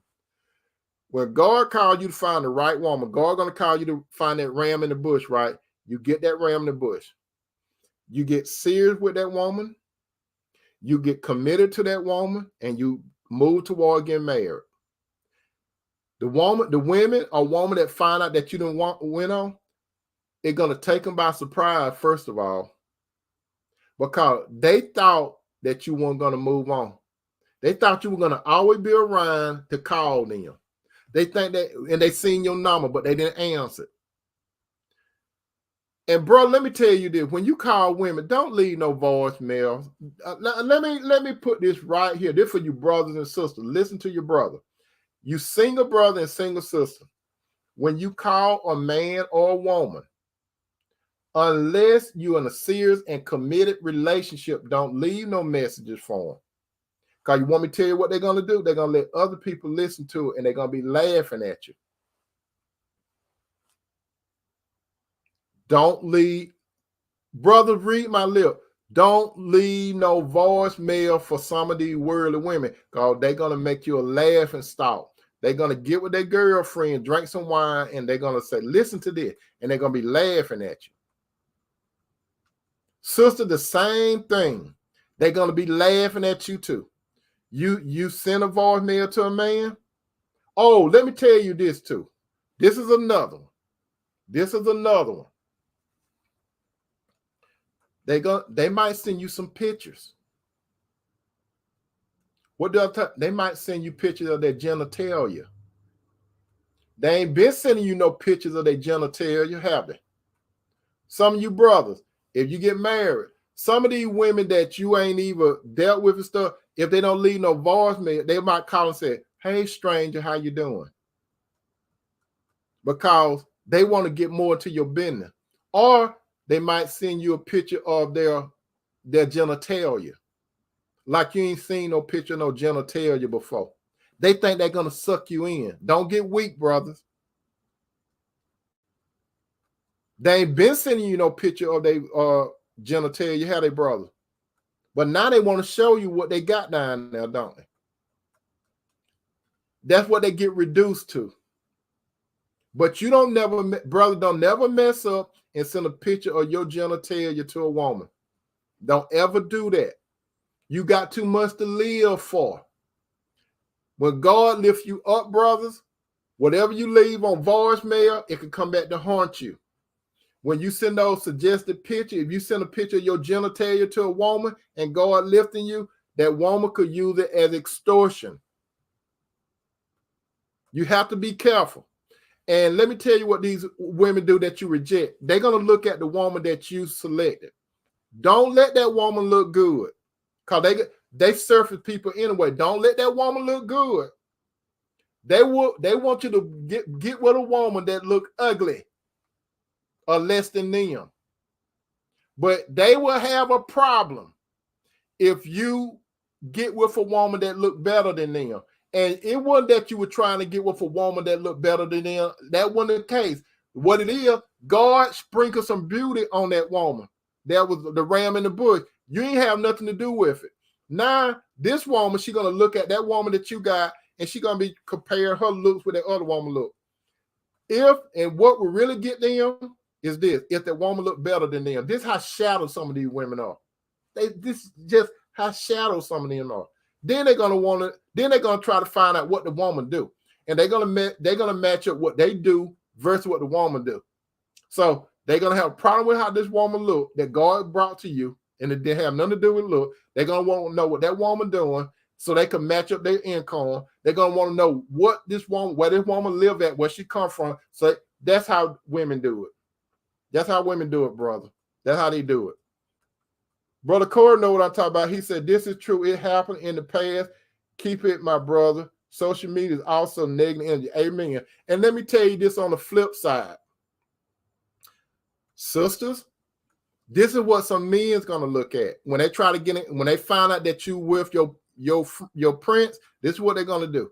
They're going to try this. They will look at how the man look. That ain't the issue with men. They want to know about his ATM, what kind of money he got, what he got going on. Then they're going to match up.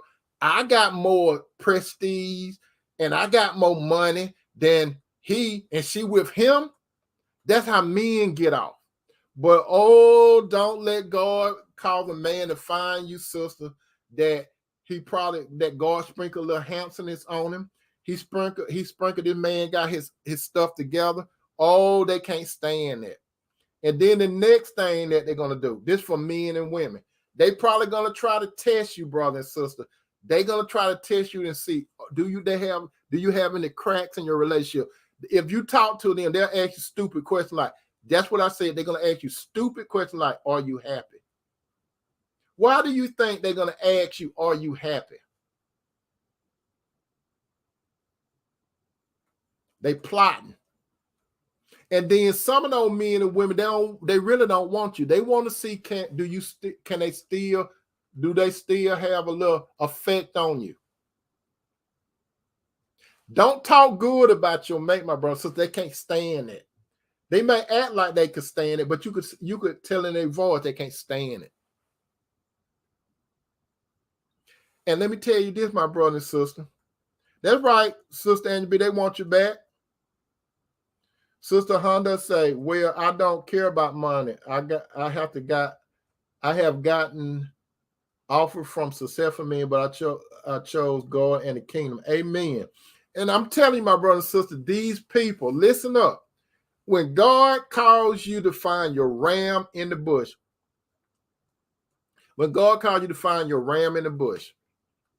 these people that rejected you, they ain't gonna be able to stand it. And you know one thing they can't stand that God brought the right person into your life. And you know what they're gonna be doing? They're gonna be hoping, they're gonna look back, they're gonna kick themselves in their own butts and say, why he wasn't doing that when he was with me? Why she done doing that when she was with me? Because you want the person God wanted that man or woman to be with. If you were a rejector and you reject a son of God, if you were a rejector and you rejected a daughter of God, God didn't want you to be with him anyway. So don't get mad at the man and the woman. You got a problem with God because God didn't want you to be with him. If you're a rejector, God knew that you were going to slow that man and woman up from their purpose. That's why he brought somebody else. And let me tell you this, my brother and sister, a rejector, they would talk about you out there in public. They're going to try to make it seem like they dump you and stuff like that. They're going to make it seem like you weren't all that and stuff like that. You were all that because you weren't, they wouldn't try to reach out to you. And those same men, listen to me carefully, those same men and those same women, they really ain't in no good relationship. They may say they want to get married. They ain't married yet.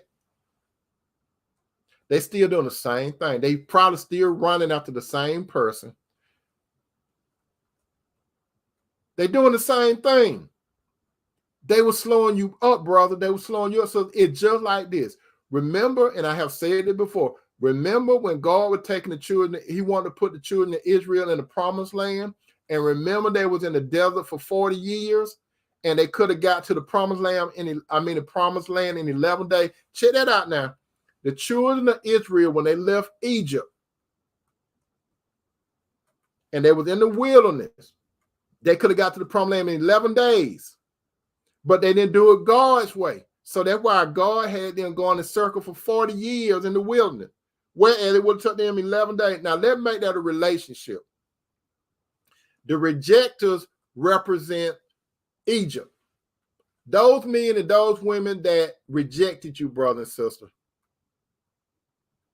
You were there for their convenience. God pulled you away. He was pulling you away. That meant that when God was pulling you away, you was in the wilderness. When you was in the wilderness, my brother and sister, you were supposed to go to no contact. What that mean?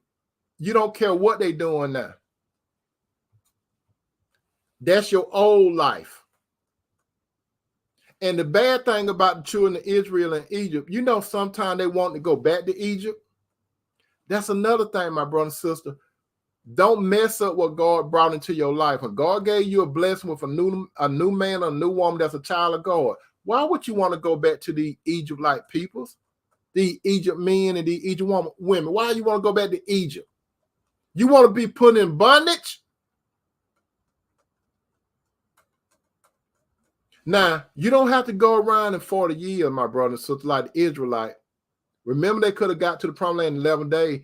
You could be with the right person if you let those zeros go. Those rejectors, let them go. Let them stay in Egypt. Let them drown in the Red Sea because they're going to come after you. Let them drown because they're coming. And you're going to be sitting over there and you're going to watch them drown. They're going to be drowning, doing the same talk. They're going to be drowning, doing the same partying. They're going to be drowning, doing the same dressing. They're going to be drowning, doing the same conversation. They're going to be drowning, doing the same everything. When you don't even have to talk to them. You could talk to yourself. You could act like they're on the phone. You could ask yourself questions, then you could say what they're going to say. But once you get to the promised land, with that right person that God had for you before you were born, brothers. Angie B said, as another YouTuber said, I don't do part two. Amen. Brother and sister, let me tell you this. Don't go, listen to me, brother and sister. Those rejectors, if you decide to go back to a rejector, guess what? You're not going to get no better. They're going to stone your growth. Like I said, when I got with my wife, that's when God opened up what I'm doing now, the couple ministry, right? Prior to my wife, God did not open me up to what I'm doing now. You understand? He did not open me up to the couple ministry until I got with Tequessa, Cinderella. That's what you all know about Cinderella. He did not open this up. Any other woman that was in my past, God did not put this in my heart to do what I'm doing right now. You know why he didn't do it? Because they weren't supposed to walk with me anymore. And it's a blessing that I was rejected. So brothers and sisters, if you are involved with a man and a woman right now, and you're not married, and they reject you, if you call them and you know that your phone, let me tell you, you call them. Let's say they rhyme you. And when they rhyme you, with a call come in, you notice how quick they pick up the phone and answer it when they rhyme you. But when they're not around you and you call, it just ring and it go to their voicemail. When they're around you, have you ever noticed how quick they look when that little beep or something come in, when a text message come in? You see how quick they read it when they rhyme you, and they respond when they're around you. But you notice this, when you text them, it sits for a while. You ever notice that? Have you ever noticed when people call them, they have so much to talk to them about? Have you ever noticed that? Have you ever noticed that? Have you ever noticed when they send text message to someone, they have so much to say, but when they text you, it's like one word and it be dry. You ever notice that? You ever notice when you want to go out and you ask them that they want to go out? Have you ever noticed this, that they don't give you no yes or no? Have you ever noticed that? They want to get back with you. Have you ever noticed that? Have you ever noticed if they get back with you, they want to give you a rain check? Have you ever noticed that? Have you ever noticed that they contact you only when they need or want something? Have you ever noticed that? Have you ever noticed when they need or want something from you, and when they get it, they don't call you no more until they need or want something else? Have you ever noticed that? Have you ever noticed that they got other priorities higher than you? Have you ever noticed that? Have you ever noticed that they want to be on top of your priority list and you're not on top of their after God per se? Have you ever noticed that? Those are red flags. They are not right for you, my brother and sister. Let me tell you, these type of people, the rejections, my brother and sister, if you entertain them, you can entertain them to shoot the breeze with them, but never in your mind decide to, if you're still single, never in your mind decide to get with them. Because if you get with them and God is not in it, it's for their benefit. It's for me, myself, and I. You were an option. Don't ever be an option, my brothers. Don't ever be an option, my sister. You're not an option. You are a son of or a daughter of the Most High. They don't know you. If they by chance come over this show, which is going to be saved on the video, if they by chance come here, they're going to think I'm talking crazy. They're going to say, that Tony M. Tony, he be talking that crazy stuff. Nope. You know why I'm talking? Because I'm exposing them.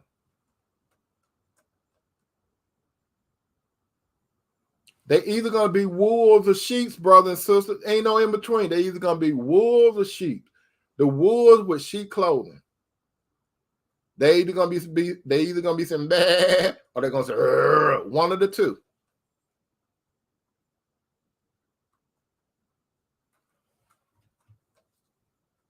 And remember this, my brother and sister. You are a chosen vessel. You identify with Christ. As it is written, listen to this carefully. As it is written in Galatians 4:19, Galatians 4:19, Galatians 4:19. It said, my little children, of whom I travail in birth again, until Christ be formed in you. Let's take this away. Put this in your carry-out plate. Galatians 4:19. This is about you, brothers, and it's about you, sister. My little children, of whom I travail in birth again. You've been sanctified. You were in the world, but you called out of the world until Christ be formed in you. Christ is forming in you 24/7, 7 days a week. While you communicating with Christ, while you're talking to him and reading God's word, you are growing. And let me tell you this, my brother and sister, I got to tell you this. That's a relationship. You talk about rejection. Guess what? You know who have faced the most rejection? You, brother, you, sister, don't know what rejection really like unless your name is Jesus the Christ. Jesus have been rejected more time than any of us brothers and sisters know. Our rejection is not a drop in the bucket compared to Jesus' rejection. The whole world rejected Jesus. The whole world. There are not one man or woman that go looking for God. The Bible even said, even me, you brother and you sister, we didn't go looking for the Lord. Do you actually think, brother, you went looking for the Lord? No, you rejected him. Sister, do you think you went looking for the Lord? No, you didn't go looking for him. You rejected him. Some of you saying, I went find Jesus. I went find Jesus. No, you didn't. Let me tell you this.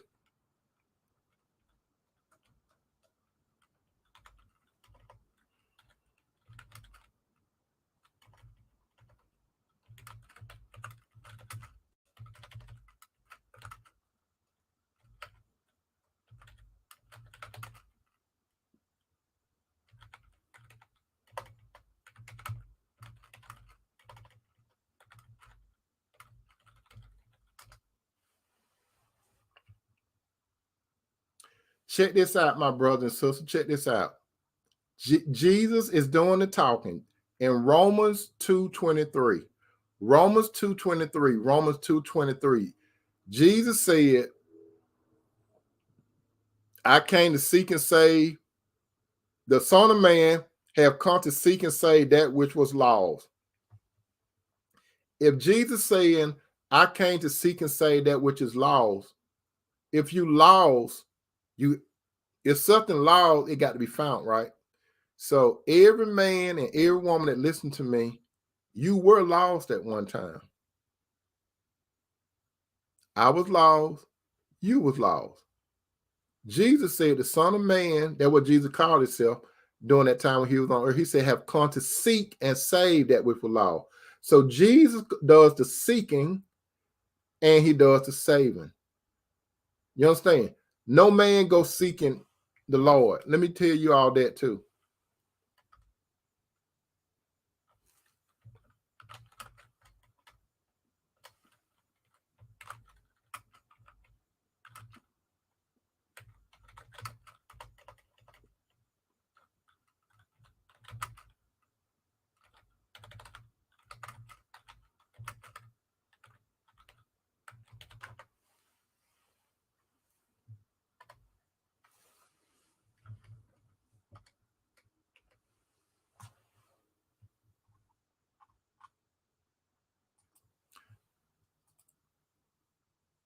Listen to this, my brothers and sisters. Listen carefully.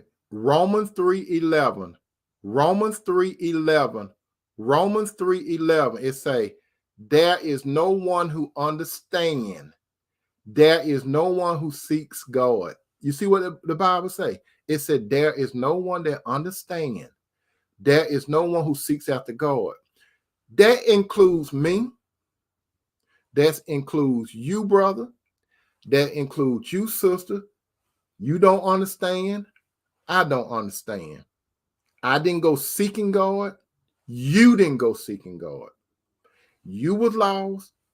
I was lost. Romans 3:11 said, no one truly is wise. No one seek after God.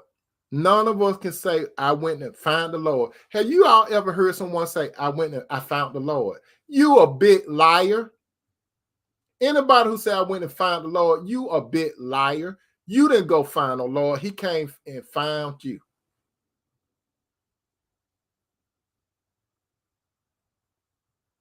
Sister Holder said, well, for me, my parents thought I was unusual.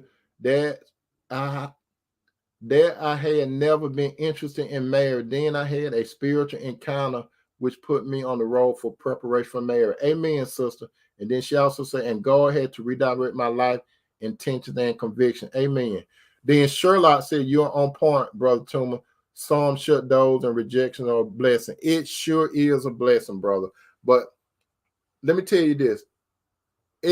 Jesus is the only one that have been rejected more times, brother, than you or me. Just think about it. Just look at the big picture. Who can say they've been rejected more than Jesus?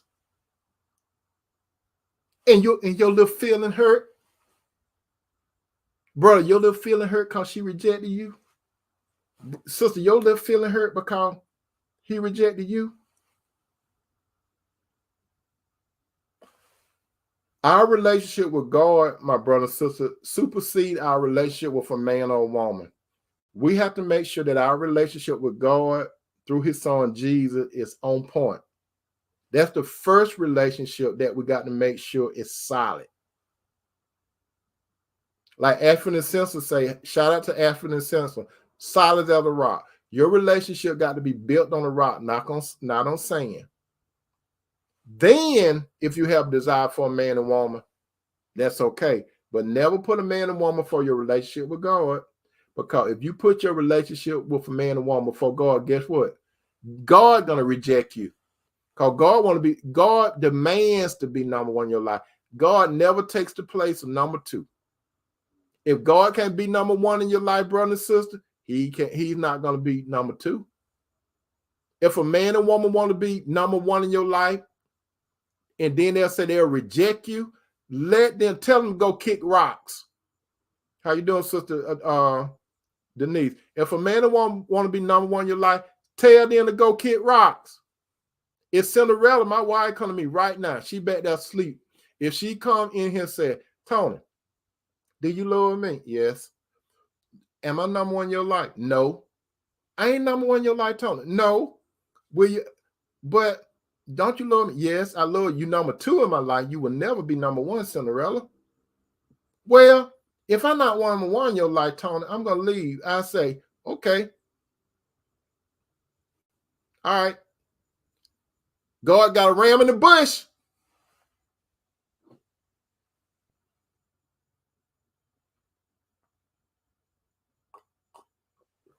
That's right, Brother Carver. We serve a jealous God.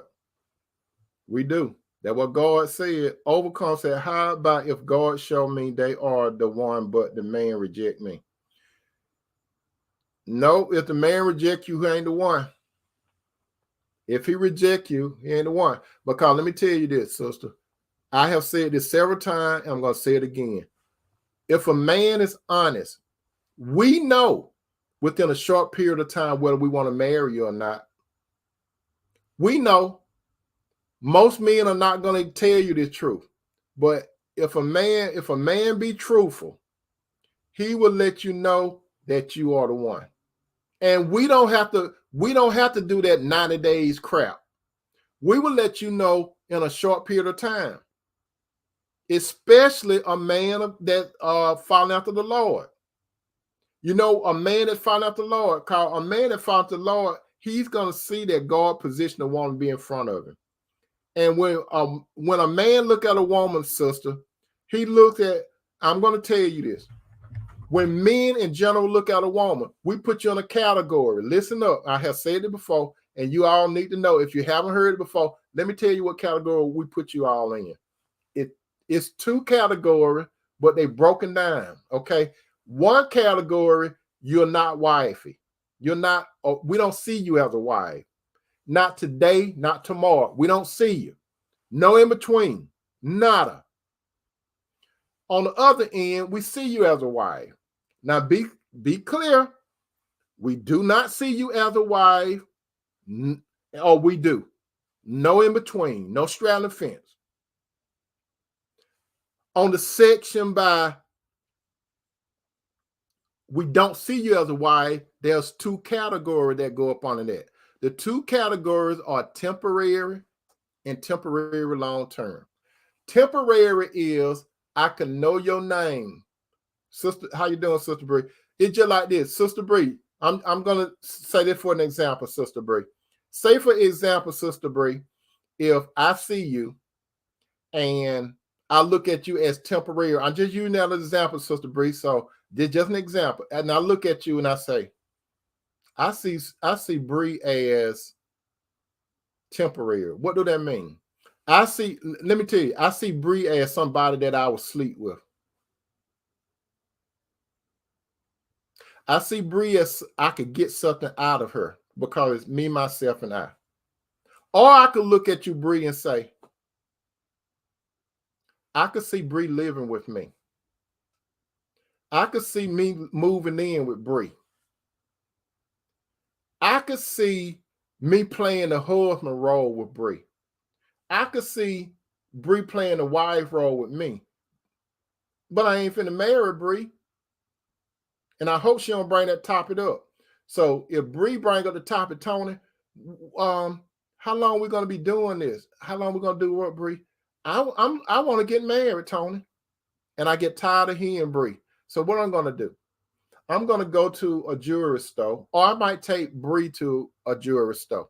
We go in the jewelry store and I let Bree pick out a ring, right?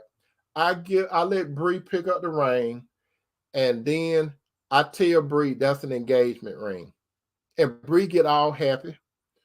And then Bree want to show her family and friends, and she want to pop it on Facebook or YouTube or some kind of social media. This is how Bree will be doing. You see, let me get myself off camera. I'm trying to get now. I just put it like this. Bree gonna put her hand out there. You know how y'all see some people hand with the ring. So then Bree said, Tony just proposed to me. We's getting married now. But you ain't hear nothing Tony said, did you? You heard only what Bree said. So Bree friends say, when y'all gonna get married? Soon. Then Bree come back to me and said, Tony, when we gonna get married? We're gonna get married soon. When, Tony? We're gonna get married soon, Bree. I gave you a ring. Then months and weeks and years go by. Bree's got on that same ring. And then what gonna come to Bree one day? This was not no engagement ring Tony gave to me. This was a shut up ring. He just wanted me to shut up.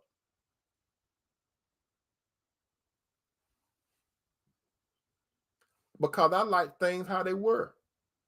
I was not gonna marry Bree and let her take me to divorce court and get all my stuff. I got to be careful what state Bree and I'm living in, because if I'm in a certain state, like if Bree and I in Georgia won't. If Bree and I stay together in Georgia, it's not no common law thing. But there's some other states. If Bree and I stay in the other state, I got to watch out for those states, because if Bree and I stay in these other states, they could count how long we stay together, and they say you're common law. So I got to be. I don't want Bree to take my stuff from me. And then on the other hand, I could see Bree like this. I could see Bree as being married to her. I could see it. I could see the Spirit of God in Bree. Bree, I'm going to marry you. You are? Yes, Bree, I'm going to marry you. I'm going to marry you soon. What about this date, Bree?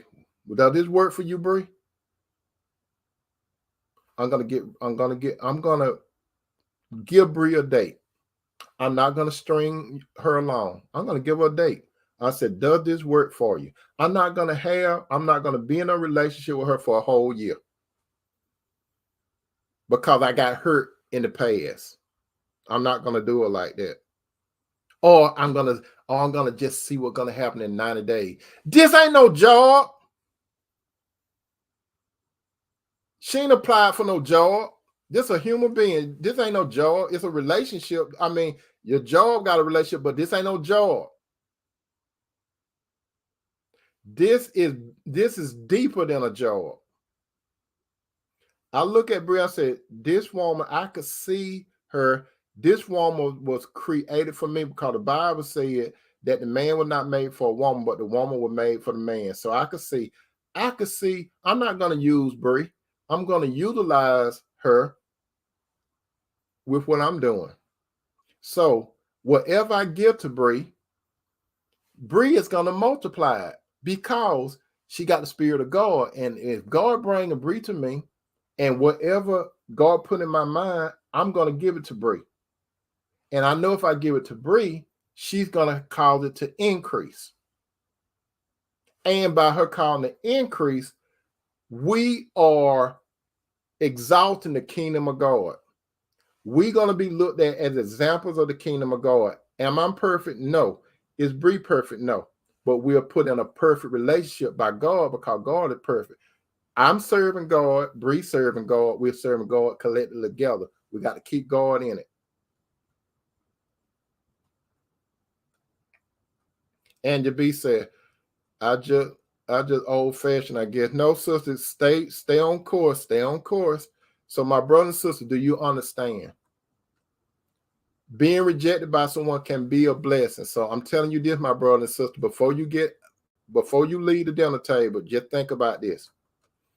If you are not engaged to that person, you're not obligated to him or her. I'm talking from God's position. From God's position, you're not obligated to that man or woman. You're not. And he or she is not obligated to you. It gets serious when you say you committed. If you commit, you got to commit. It's just like you're going to buy a house. You're either going to commit to it or not. When you're going to commit to it, you're going to have that down payment and you're going to sign that contract, right? That's what commitment is, right? Once you sign that contract, it's just like a marriage. So you get that good faith money, right? That's like your engagement. You showing intent. Engagement saying you showing intent. And signing that mortgage note, the bank note, that's showing, hey, this is marriage. And that's kind of how it is. Sister, before I get off, before I let you all go, we men know whether or not we want to marry you, yes or no. Ain't no in between. Some of you been getting string along for 5, 10, 15, 20 years. You've been playing the role of a wife. It's not that man's fault. It's your fault for letting it go on that long. Some of you brothers, the same way. You've been taking care of this woman. You've been paying her bills. You've been doing all that kind of stuff for her. And y'all ain't married. You ain't even engaged. And if she decide to walk away with Rico, you can't want to go jump on Rico. That woman that you was with, she's a free agent. She could sign up with any team. Sister, that man is a free agent. He could sign up with any team. It's just like the football season coming up. You either sign a contract with a team or you out there trying to make the team. You understand? It's that simple. If you're going to play a sport like football, they sign contracts. What the contract? It show that, okay, you're part of the team. But if you just out there practicing, you trying to hope to be on the team. You hope to sign a contract. That's what a lot of relationships are. You hope to be married. You hope to be in a relationship. And what happened? Let me tell you what's going to happen at preseason. A lot of those guys, preseason about to start next week. Some of those guys already got their contracts, right? They already got them. Some trying to make the team. Let me tell you what's going to happen by the end of August. Some of them they stand in a dorm, right? If they don't make the team, you know what's going to happen? They're going to get a knock at the door. Knock, knock, knock, knock, knock. Coach wants you in his office and bring your playbook. When they go to those coaches' office, they're going to tell them some crap. You did pretty good, but guess what? We got to let you go. We got your plane ticket and stuff. We already booked that. So give us the plane book and try it some other time. They don't even want to see you no more. They ain't committed to you. If they were committed, they would sign a contract.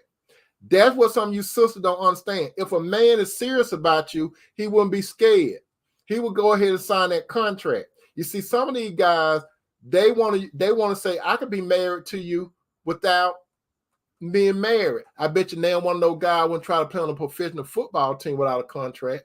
I guarantee you they won't. I bet you they're going to want a contract, a long-term contract. They don't want a short-term contract. They're going to want a long-term. You see, men understand that. If I want to make the football team, they're going to sign a contract because I'm not going to what? I'm not going to waste my time. I'm not going to get hurt. I might get hurt, but I'm not going to waste my time. I'm going to get paid. So that's what some of you sisters need to do. You need to act like you're the owner of a football team. You need to be an owner of a football team. And those guys that playing the field, you need to say, hey, are you on the team or not? If they say on the team, okay, time to sign the contract. That means that marriage license. I don't want that. Okay, you ain't on the team. That means I could pursue another free agent. That's how football team do it. I could pursue another free agent. I could sign another free agent, and I could cut you and let you go.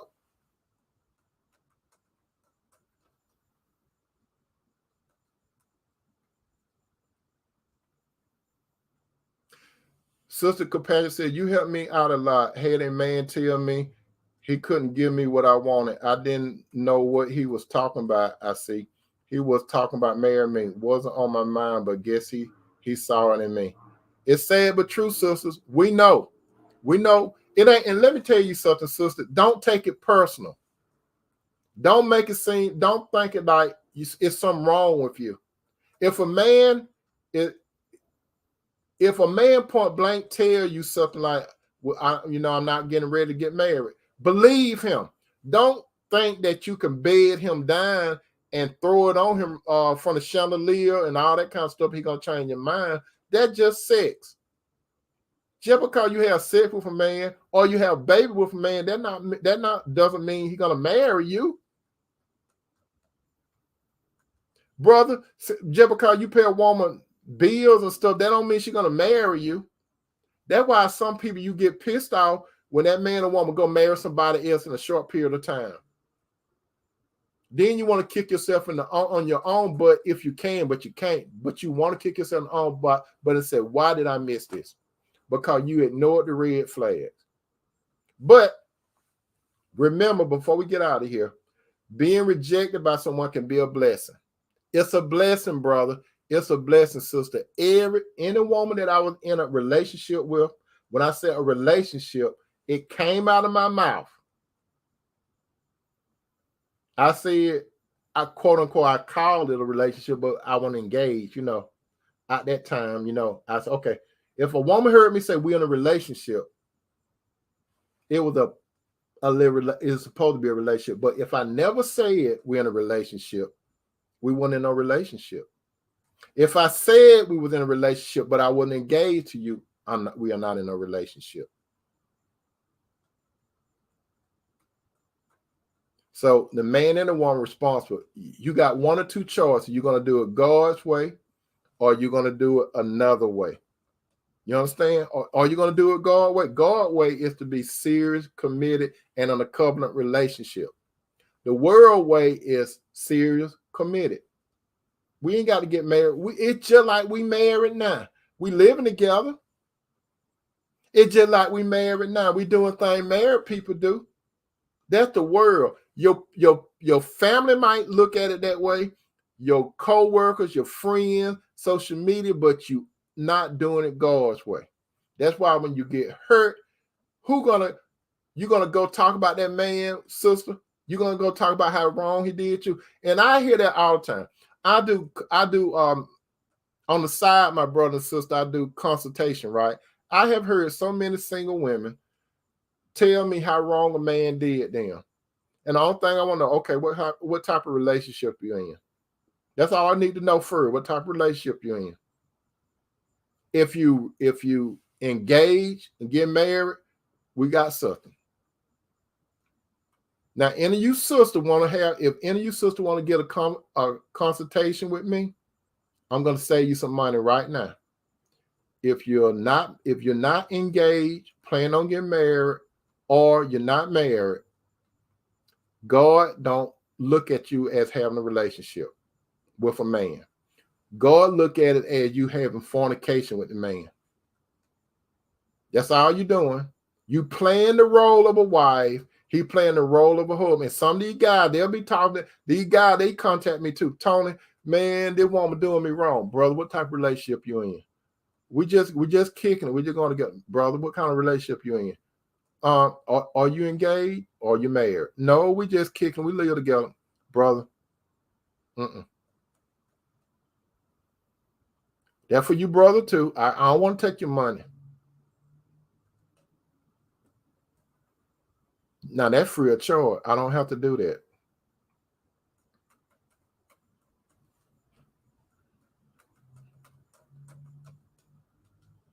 Yeah, such Andrew said, yeah, no kicking it. That's right.